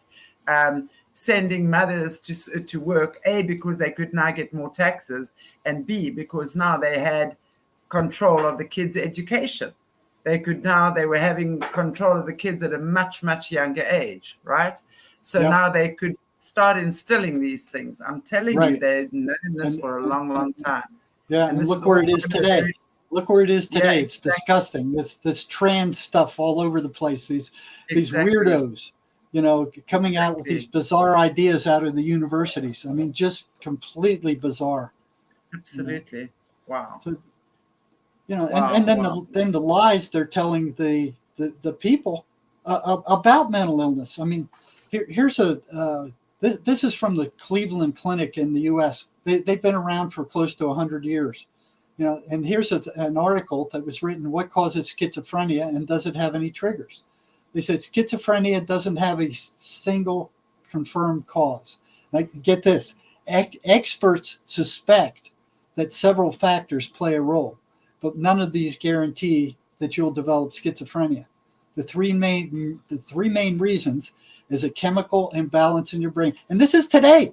I mean, I copied this off the internet just, a few weeks ago. The chemicals involved are those in your brain. The chemicals used to communicate between brain cells. This is total garbage. And they're still putting it out there to the public, even though it's been disproved over and over again to sell their toxic drugs. Congenital brain problems. Okay, so they're blaming it on something before you were born. And notice, there's nothing you can do about any of these things except take their drugs. Communication disruptions between areas of the brain. And that's really interesting that they go, experts suspect, and they always use, experts suspect, it is believed. And they're publishing this on a mass scale, that schizophrenia happens between those connections that they deteriorate. It's their drugs that make these connections deteriorate. Exactly. Exactly. And then they blame it on, here we go again. Experts believe several risk factors contribute to developing schizophrenia. Those risk factors include genetic mutations. Of course, you can't do anything about that except take their drugs.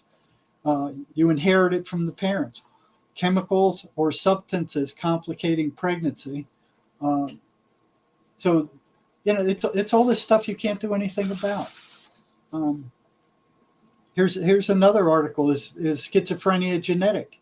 And they go on to say it's genetic, even though it's been disproven.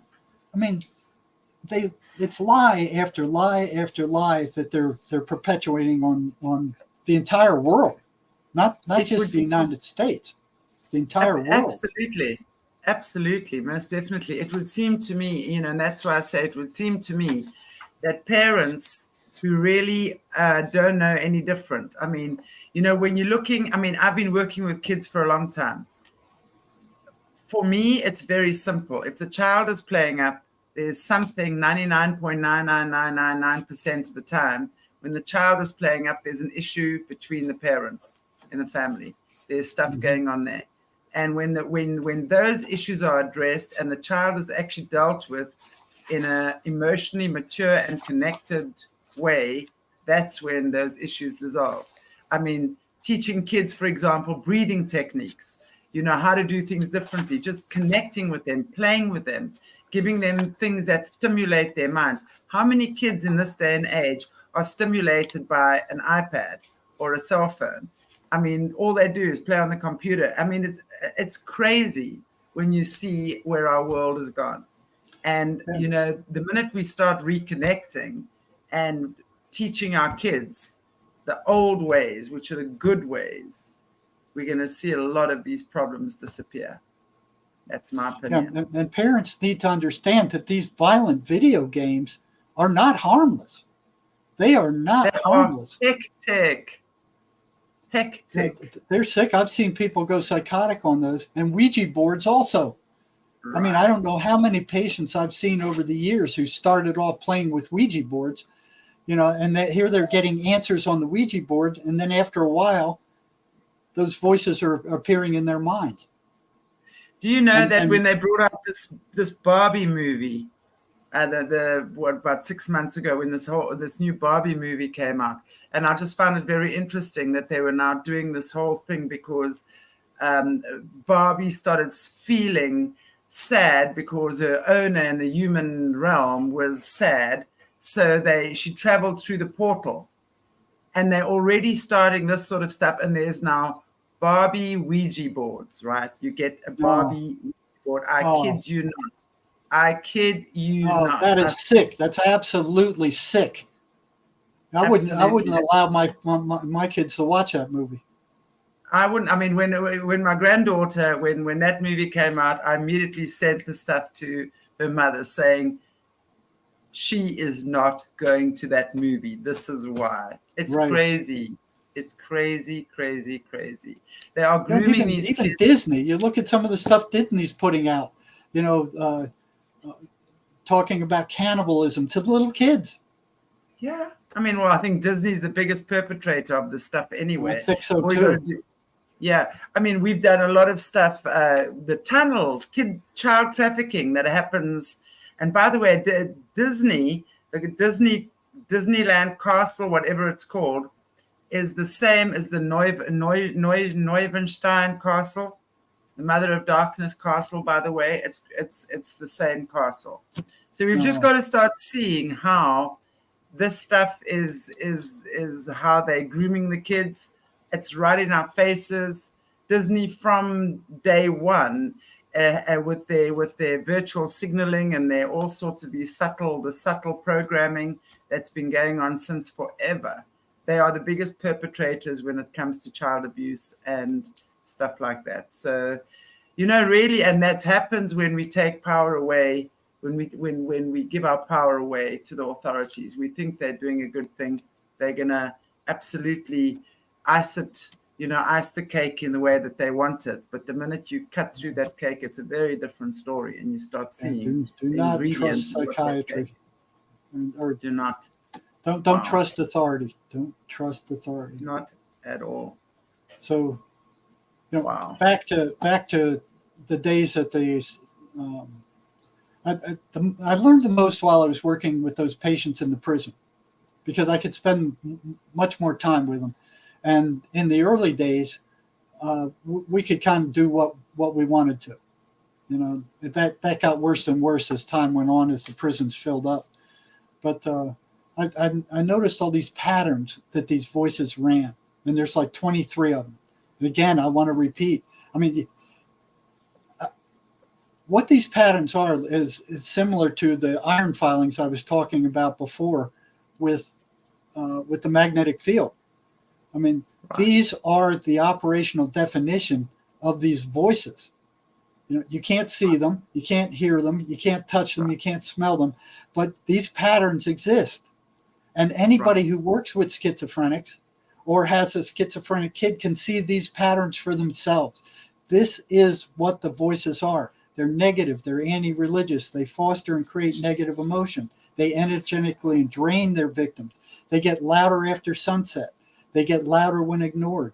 They foster self-destructive behavior. They foster isolation. They demand the attention of the victims. They maneuver for increased control over the victim, and this is never ending. They gaslight. They manipulate perception. They have complete access to the schizophrenic's memory. They can pull up every rotten thing that person ever did and rub it in their face until they start generating that negative emotional energy. They demand that the victim not tell anybody else about their presence. They're consummate liars. They lie about everything. You can't make any bargain with them. They won't keep it. They consistently steer the victim away from anything that might generate joy or peace or happiness. They consistently manipulate feeling, and they can do that without even speaking. They short-circuit reason. They try to pass themselves off as the thoughts of the person themselves. They foster selective forgetting. They fill the victim's mind with negative thoughts about themselves and others. They destroy any sense of positive self-concept. They attempt to pull their victim away from consensual reality. They use confusion as a means of instilling negative suggestions. They're averse to anything positive or beautiful. So these are the patterns they run. Anybody can see these. Anybody who works with schizophrenics can see these. They're listed on my internet site at jerrymarzinsky.com. This is what they are. Now, once I saw these patterns, I started in the prison, I started experimenting with what happens if you disrupt those patterns. So I would start throwing monkey wrenches into these patterns. And I'd always give homework to my schizophrenic inmates and say, okay, do this for a week, come back and tell me what happens. So after a while, we started finding things that disrupted these patterns, and the prisoners were coming back going, the voices don't like you. They don't like me coming here. They don't want me coming here. They tell me you're crazy and you're full of crap and not to listen to you and not to do this stuff. And it wasn't just one of them saying that. It was all at about the same time. They all started coming back going, the voices don't like this. They don't like you messing with them. They don't like you, what you're telling us. They, you know,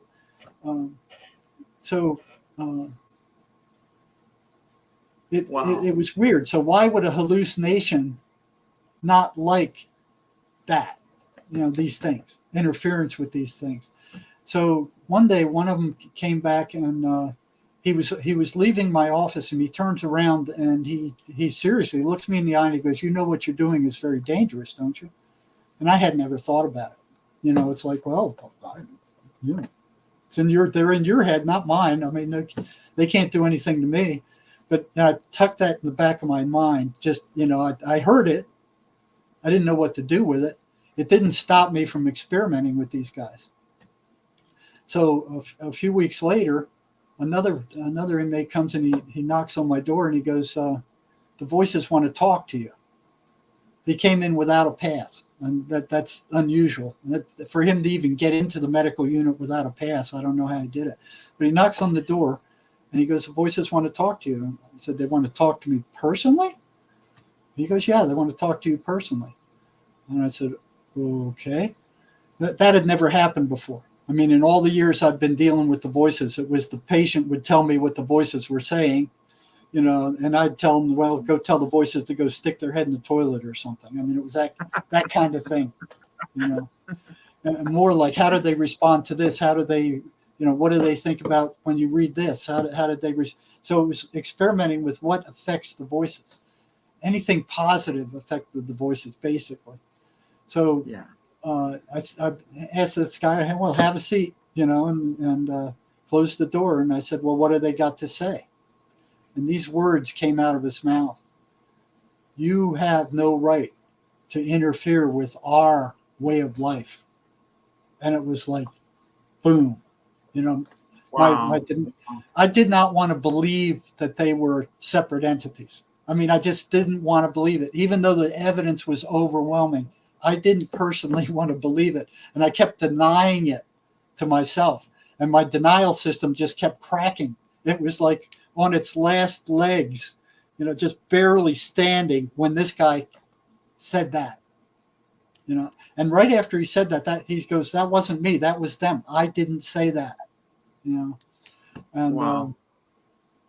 It blew me away. My denial system just collapsed. And at that point, I knew they were entities. They weren't hallucinations. They were entities. And this was kind of like a warning shot across my bow. You know, stop this now or else. Yeah.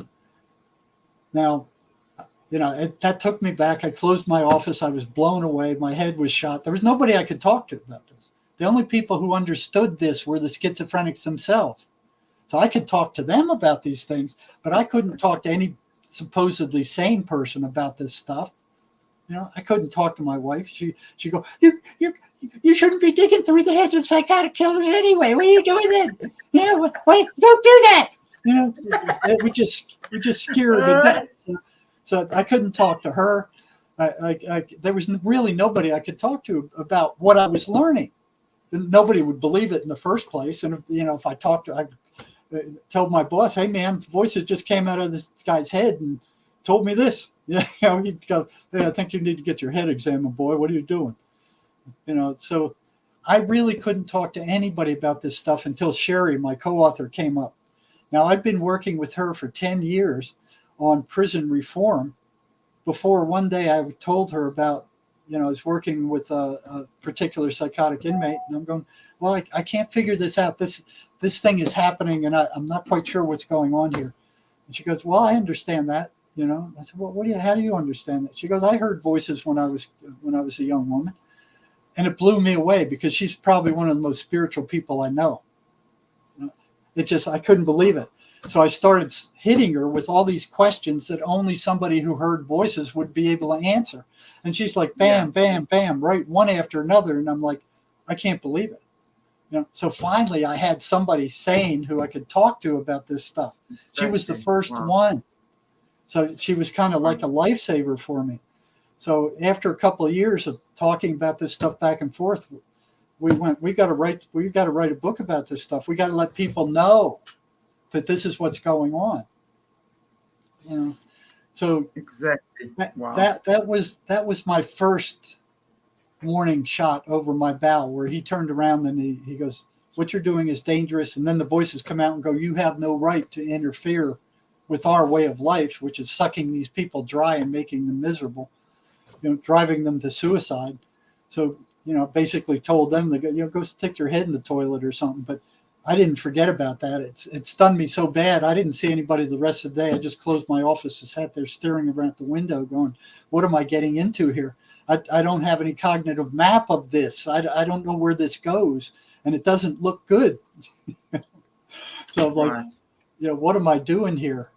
And so eventually that kind of quieted down. I started pulling these guys in and started asking them questions. Well, how'd these last interferences go?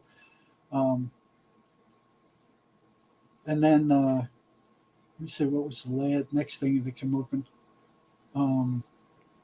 I was reading this book by Miguel Ruiz, who's a South American native shaman, and it was talking about the energy drain that these things cause. And I had seen it in the prison myself. So this is where that snapped, because there was a one-to-one correspondence between the energy of these schizophrenics leaving and the voices attacking. So I noticed that. And I noticed that all the way back to the days where I was working at the state hospital. When the voices attacked, these people were drained of energy. And there was a one-to-one correspondence between that and the voices showing up. So I'm like, okay, I see it. I don't understand it. I don't know what's causing it. And I thought it was the anxiety and the fear and the paranoia that these voices caused these patients that was causing that. That if somebody was telling you all the time, you're no good, you're awful, you're ugly, you're stupid, everything's your fault, then that went on for, of course, that might make you feel like, it might drain your energy. So, I was assigned to the jail for the prison plus a different psychiatric unit. I always got assigned to the most volatile, nasty units. I don't know why that was, but it was okay because I was like an adrenaline junkie. I mean, it was like, more excitement. And, well, I think no one could handle it quite as well as what you could, by the sounds of things. So, I mean, that was like really amazing that you actually went there. It really helped being an adrenaline junkie. It really did. Exactly. It really helped. It was like, now I'm full of adrenaline now. I'm half scared to death. But the adrenaline's kicking. So that I think that saved me a lot. Being an adrenaline junkie. Flying, driving motorcycles, shooting, all that stuff that jacks up the adrenaline. But so that helped a lot.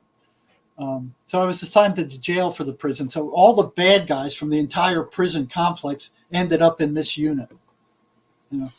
And I went to work one day, and here's a letter on my desk from one of the inmates over in that unit. And it's saying, my roommate's crazy as a bedbug. He paces the floor all night. He's talking to himself. He never sleeps. And he's standing over my bed at 3 a.m, staring down at me. You got to do something. This guy's driving me nuts. And at the same time, I get a call from the captain of the unit of that complex saying, you got to come over here and do something with this situation because it's spinning out of control. So I looked up the 2 inmates on the computer to see what their background was. The one guy who wrote me the letter saying, hey, his roommate was nuts, he was sent over there for protective custody. He wasn't crazy. What he did is he snitched off the Aryan mafia and told the prison officials that there was a drug deal going on. They busted the drug deal. They busted the guys who had the drugs. They they then split up the entire gang and sent them to prisons all over the state so they would no longer be together. And they wanted this guy dead. They had already stabbed him once. He was in there in isolation for protective custody, and he was in with this other guy who was crazy as a bedbug. Wow. So I looked up the second guy, and he was schizophrenic. He was floridly psychotic. He wasn't on any medications. So here's this poor guy who snitched off the Aryan mafia.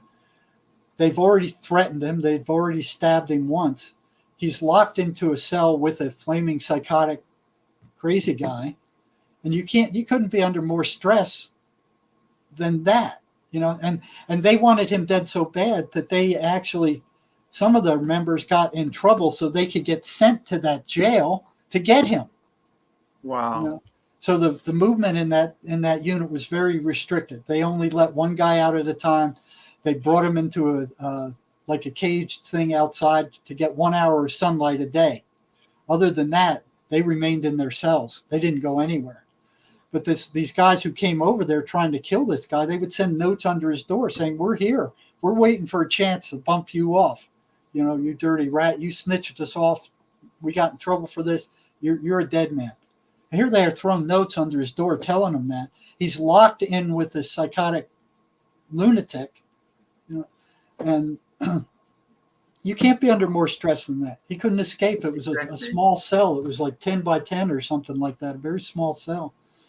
And, you know, went over there, and I called him up first, and I watched as he come up the steps, and he had plenty of energy. He didn't have to use the handrail. He just kind of, you know, quickly walked up the steps. His pace was brisk. You know, his speech was coherent. It was the tempo was good. He was anxious. I mean, there was a lot of anxiety. There was a lot of paranoia, but it didn't affect his he didn't lean back in the chair or anything like that. He sat upright. I mean, you know, he looked fairly normal. He told me what the situation was, and he was begging me. He said, "You got to do something about this." You know, tell him, "Well, I'll do what I can, but I don't have the power around here." And so I sent him back and then pulled up the psychotic guy, his roommate, who was completely 3 sheets to the wind. Watched him come up those steps. He didn't have any energy. He had to use the handrail.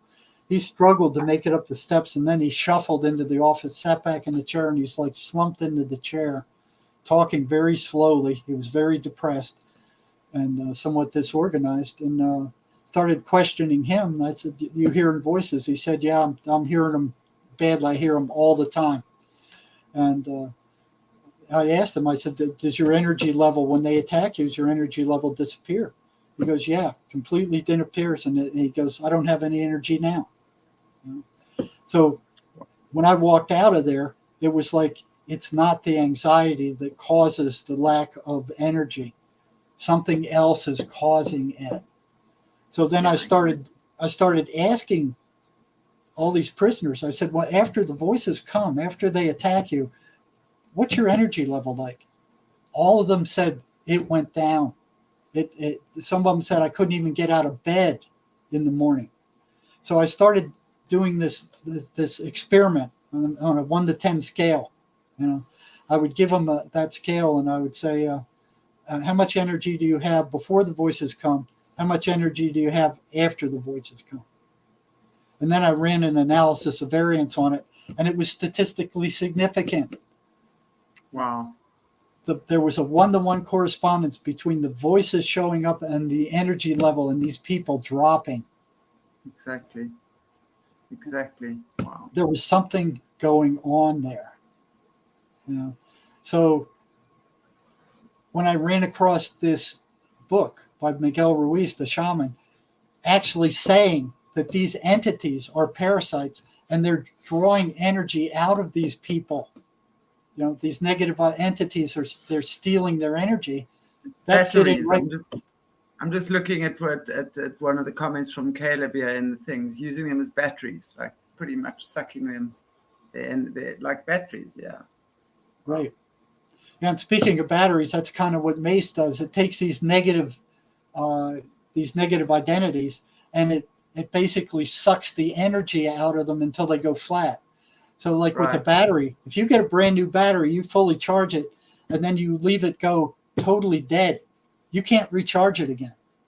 That's what Right. Mace does. It takes these negative energetic entities and it drains them down to nothing, and then they vanish.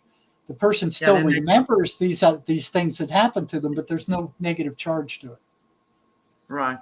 And then it's up to the person now to then start reinforcing their mind and their thoughts and their emotions with the positive and the lighter side of life, right? So the healing. Well, they're not interfered with, because, you know, what happens is, say, you know, you have an abusive father that reacted in such and such a way. You know, what happens is when you get out into life, anytime somebody like that shows up in your life, there's a reaction. You don't even know where it comes from. It's like subconscious. There's a negative reaction. It's a fight or flight reaction. You either fight with the guy, you avoid him, or you disappear. I mean, but there's a negative reaction. And it happens every time that kind of person shows up. Mace will go in there and it will drain that. So now when you run into somebody like that, you go, okay, I see what's going on. I don't like this much, but there's no negative reaction. Yeah. It's a different, exactly. It's now changed. It's now changed. The person's not the same person anymore. Yeah. And it's interesting because we're looking at the fight or flight. We're looking at the chakra system, right? Fight or flight, that's the root chakra. And that's the first, the 0 to 8 year period in a child's life, their formative years, where that fight or flight system is pretty much being developed, right? So if that fight or if they have an unhealthy 0 to 8 year, first 8 years of their life, in that developmental age, and it's negative, that's where they're going to get them. And then it's just changing that into the positive aspect again. And as you say, I've worked with a number of people that made decisions about who they were when they were 3 years old. Yeah, and they've been living with that negative decision all the way up to the time that I was working with them. Exactly. You know? But and back to this crazy. Sorry, carry on. Yeah, back to this craziness thing. So when I found that there was a one-to-one correspondence between the patient's and the schizophrenic's energy leaving when they were being attacked by the voices. I mean, there were some patients that told me, I can feel my energy leaving when they show up. I can feel it being drained. So I have no idea how they do that, but they do it somehow because there's a one-to-one correspondence. If anybody who works with schizophrenics, ask them, see for yourself. You know, same thing with these patterns. These are things you can see for yourself. You know, you don't have to be a biochemist or a psychologist or psychiatrist to see these things. They're right there, right in front of your eyes. They're right out in front. So I brought this guy back, the one who his voices said, you have no right to interfere with our way of life.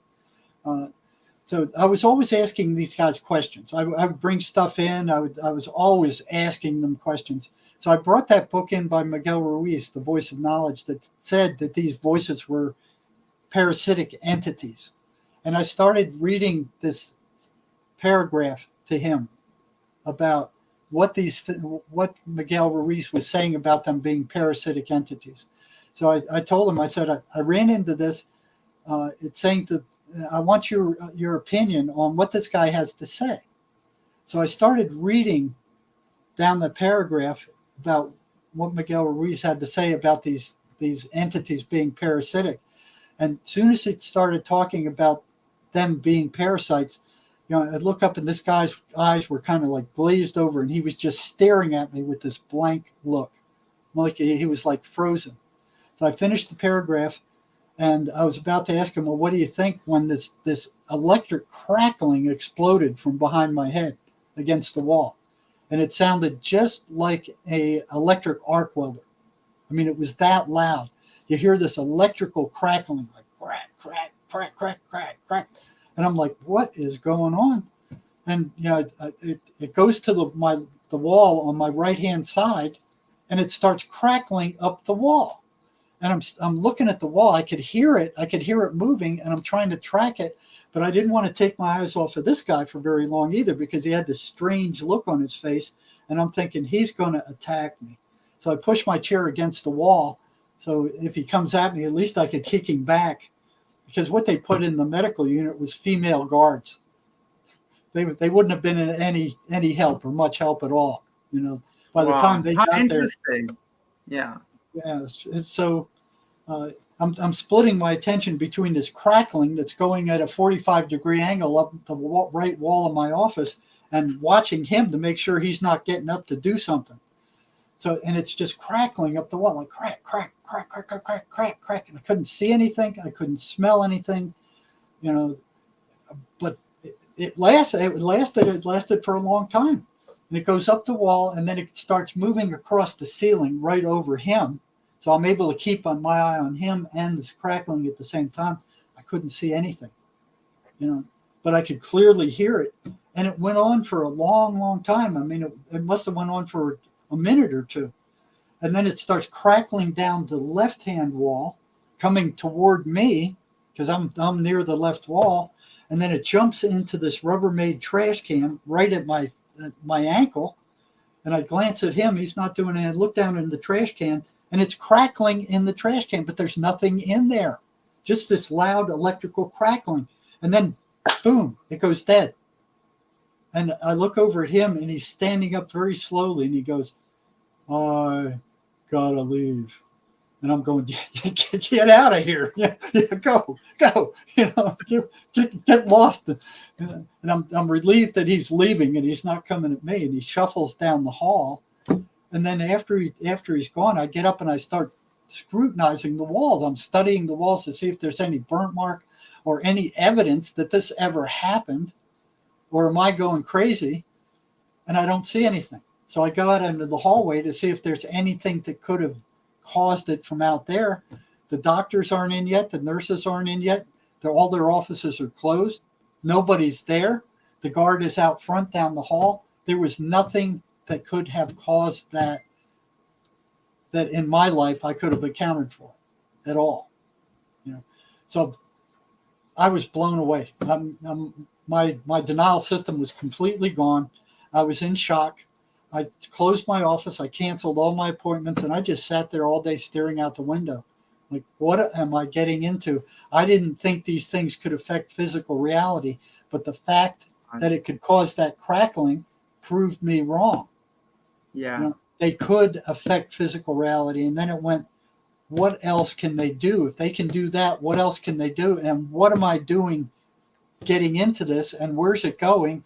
And I don't have any cognitive map. It was like Columbus sailing off into the ocean and not knowing where he was going. You know, there was no books that talked about this. There was nobody I knew who talked about this, you know, and I thought I was going nuts. I said, what's happening? And I was really shook up, and it took me 3 or 4 months, I think it was, before I got the courage up to call this guy back. I didn't want anything to do with it. I mean, it was like, you know. So finally, after 3 or 4 months, I put out a pass to have him come back to the psych department, and he looked good when he walked in the door, and I was expecting him to be destroyed. You know, if whatever was in him could do that, I was thinking, well, he's going to be a wreck. He wasn't. He had plenty of energy, and you know, I told him, I said, I was expecting you to be a wreck after the last time you were here, and he goes, no. I'm doing the things you taught me to do to fight off the voices. He said, I haven't got rid of them, but I'm able to hold my own against them. You know? So I said, come on in here and talk to me. So he closed the door. And after some small talk, I said, you remember the last time you were in my office here? He said, yeah. I said, did you hear that crackling that went all around the office? And he goes, yeah, I heard it. But he said, I was surprised that you did. You know, and I'm like, what in blazes was that? And he said, that was them. And I said, them who? The voices? He said, yeah, that was the voices. And I said, well, what in the hell are they doing? He said, they were trying to scare you off. I said, well, they did one damn good job with that. And You know, Wow. I said, has anybody else ever done that? He said, yeah, they crackle around some of my friends, but I just ignore it. And they after a while, they don't ask any questions about it. You know, so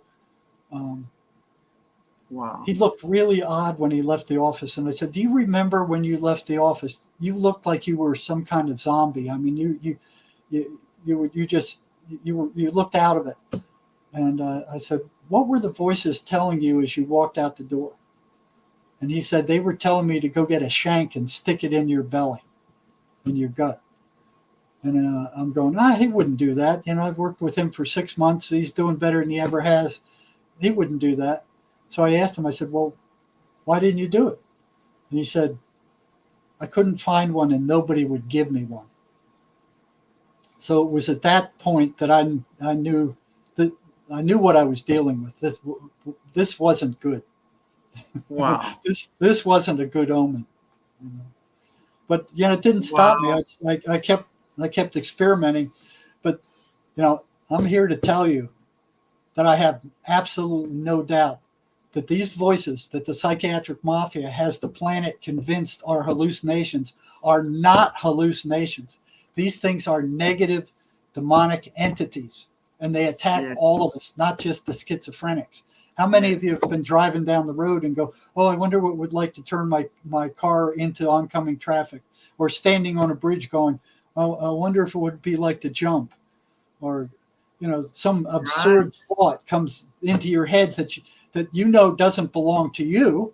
You would never do anything like that, and you're even shocked that it would enter your thought stream.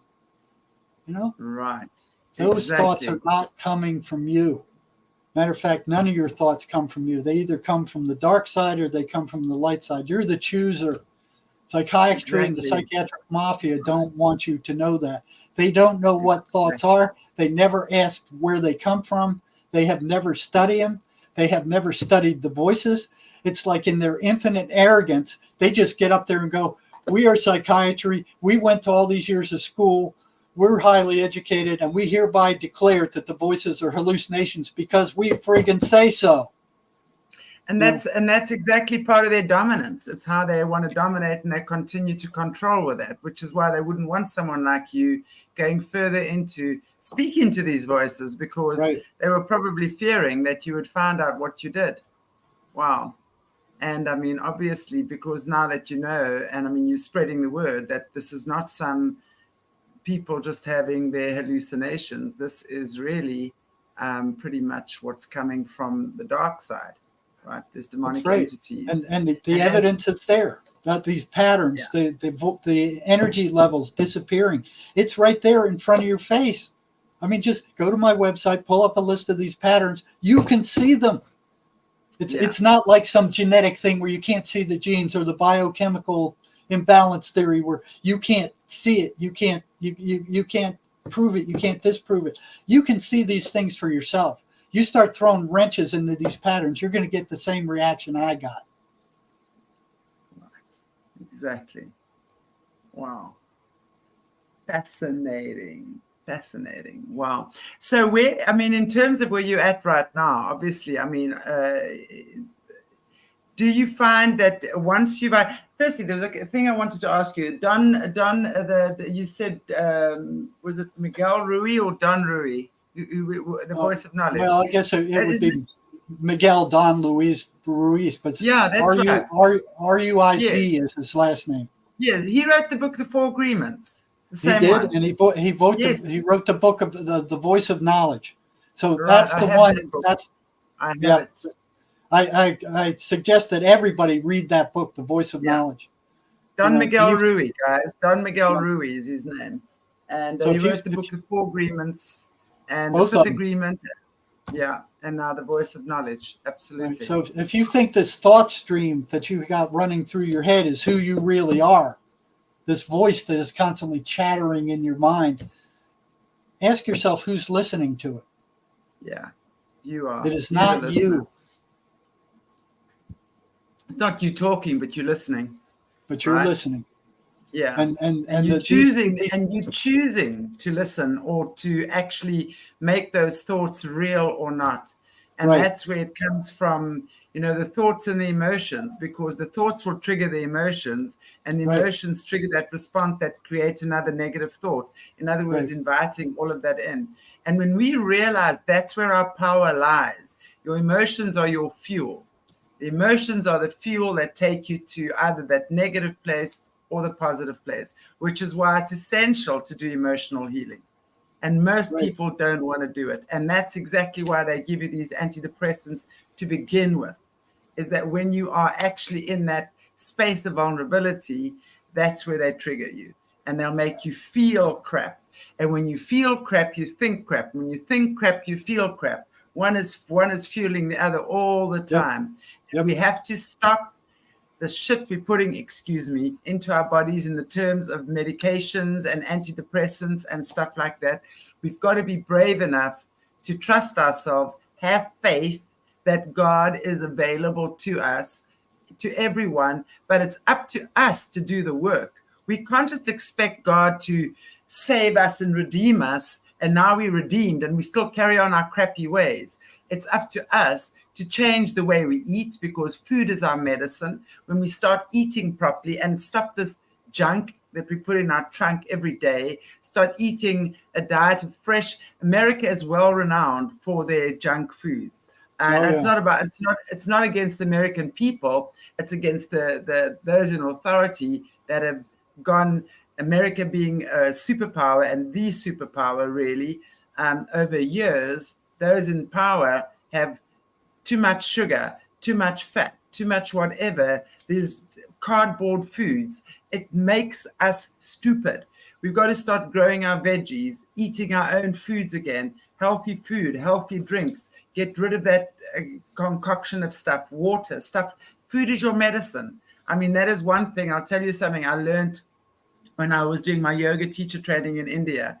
The way we eat, and we have the sattvic, rajasic, tamasic food.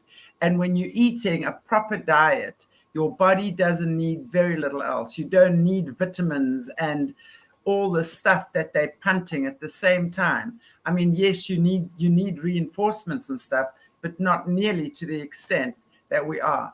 And when you have a healthy thought process and a healthy emotional balance, your body generates the stuff it needs. Honestly, it generates the nutritional well-being and the balance that your body, that you as a human being need to actually grow and expand in a very healthy consciousness, to a very healthy consciousness. So honestly, I'm loving this conversation with you, and I would definitely love to have more with you in the future if you're open to it, because I think that you absolutely, this Mace, the Mace, the Mace energy method would be something absolutely that if everyone who's on these medications can tap into that and find someone I want to actually look into that most definitely, see, what it entails and what have you. I'm very much into the Rife machines and stuff like that, the energy medicine, the frequency medicine, because I think if we can start doing that in terms of just using that as the medicine for the future, getting our frequency right, getting us to calm down in a holistic way, and making us feel peaceful. Because the minute we're in a place of peace, we create from a place of peace. And then, as you say, you draw to yourself, right? The metal, whatever. Now you're drawing to yourself something very different.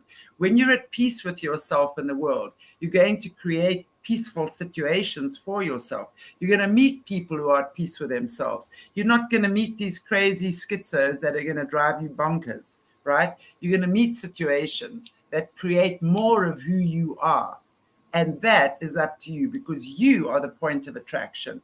You are that place that you radiate and you resonate your energy. So therefore, you're going to be attracting that which you are. It's as simple as that.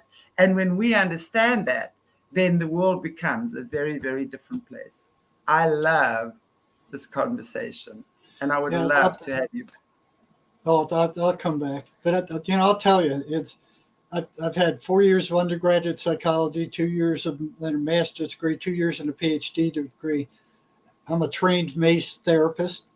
When I saw this, it made intuitive sense to me. I jumped on it. I went and got the training, and I would trade all of that formal education for what I know now with Mace, because it does more, it works better than anything they taught me in those 8 years in the university. All that university stuff was garbage compared to what this system can do. I mean, I would highly recommend that you stop taking these toxic drugs that psychiatry is telling you is going to fix something, because they don't fix anything. It doesn't cure anything. You know, your memory's energetic, your body's energetic, your thoughts are energetic. You have to work at an energetic level to fix it. And drugs are physical. It's like pouring Thorazine on a magnetic field and expecting that magnetic field to dissipate. It's garbage. It's insanity. Right. Absolutely. I fully agree with you. I fully agree with you. It's really time we got rid of Big Pharma. And the only people and the only ones who can get rid of Big Pharma is us. That's we right. are their clients. So when we decide, screw you, buddy, I don't choose that anymore, right? Then they have no power. They lose their power over us. Look what they're doing with our kids. I mean, as I said, I've been working with kids for many years. It is frightening to see the way where kids are going now. Kids are our future. And it's frightening to see how many parents have been dumbed down by these creatures and are now reinforcing this belief system into the children. And if we allow that to continue for much longer, we really are screwed. And it's that simple for me. It's that simple, really. It's passed on from generation to generation to generation. Yeah, absolutely. You saw the result. I mean, I read you the result. I mean, the suicide rate is growing yearly, you know, with more psychiatrists, more drugs, more psychologists than ever on the planet before. And the suicide rate and the mental illness rate is astronomically going out of control. Absolutely. What they're doing does not work. It will never work. And can't work. Can't work. Can't. Yeah. It's created to destroy. And, you know, the sooner we realize that, the better. So I want to highly recommend. Just, Jerry, just give me the website again, the Mace. And I've got all your stuff. I was trying to actually put it on, but I can't seem to put it on while we're talking. So I'm going to put all your website details and everything in the description area of this video. So to get your website and everything, but I just want to go, it's www, the Mace. Is it the Mace? No, it's just www.Mace Energy Method altogether. MACE Energy ENERGY yeah method.com /about /. Now there's a list of Mace therapists there that are around the world, you know, and there's not a lot of them. I would definitely love to look into that for sure. I'm going to look into that, because that would be something that I think I could do some good work in that area. I think you could too. For the simple reason I think I believe in it. You know, one thing we have to do is we've got to love what we do and do what we love. And that's another thing that so many of us are going to these dead-end jobs. We hate what we do. We do it because we have to earn money. I've long ago stopped doing that. I mean, I always joke, I started my own business when I was 24 because I was fired from every job for insubordination. I know what that's like. Except the last one. I had a cool boss, and we're still friends to this day. I mean, he's like in his 70s now. He didn't fire me. When he actually interviewed me, he said to me, and he told me, your CV is nowhere near the best. He says, I like you. He says, stick around, kid, I'll make you famous. And honestly, when I started my own business, he was the guy that helped me, you know, when I was doing things. But I truly believe, and, you know, since then, I do what I love, and I love what I do. And I've been a healer for more than 20 years, traveling around South Africa and wherever else. I've never, ever had to take a second job. What I've done is no one taught. I created my own style of doing things. It was given to me by God. And I've never had to take a second job in terms of doing it. And this for me is something that I think would be something really, really, really beneficial, because the whole mental health label that we currently have is so bloody unhealthy. And it really is. And they've made it unhealthy. And the more of us that can see the truth in these things, the better for us all. And it's really, you know, the more of this university training and mind manipulation that we've had over the years, that needs to go out the window. We've got to reevaluate and look at everything from the heart. We've got to start looking at things from the heart. That's going to make a big difference.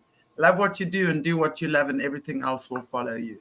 That's my belief, and I've been living that for many years. So I hope that everyone else starts doing that as well. That's for sure. Amen. Jerry, it's been an absolute pleasure having you on, and I'm certainly going to have you on again. In fact, if you don't mind, maybe you can just stay on in the back room, and we can just have a little chat off there. And I would love to just say again, thank you so much for being here with me. You're more than welcome. And thanks for having me. Yes, absolute pleasure. And I look forward to having you back again. So, guys and gals, I really hope you enjoyed this show as much as what I have. And I look forward to seeing you back this week again.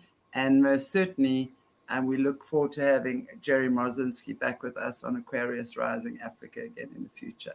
Take care. God bless you all. I wish you health, wealth, and lots of abundance of everything that is good.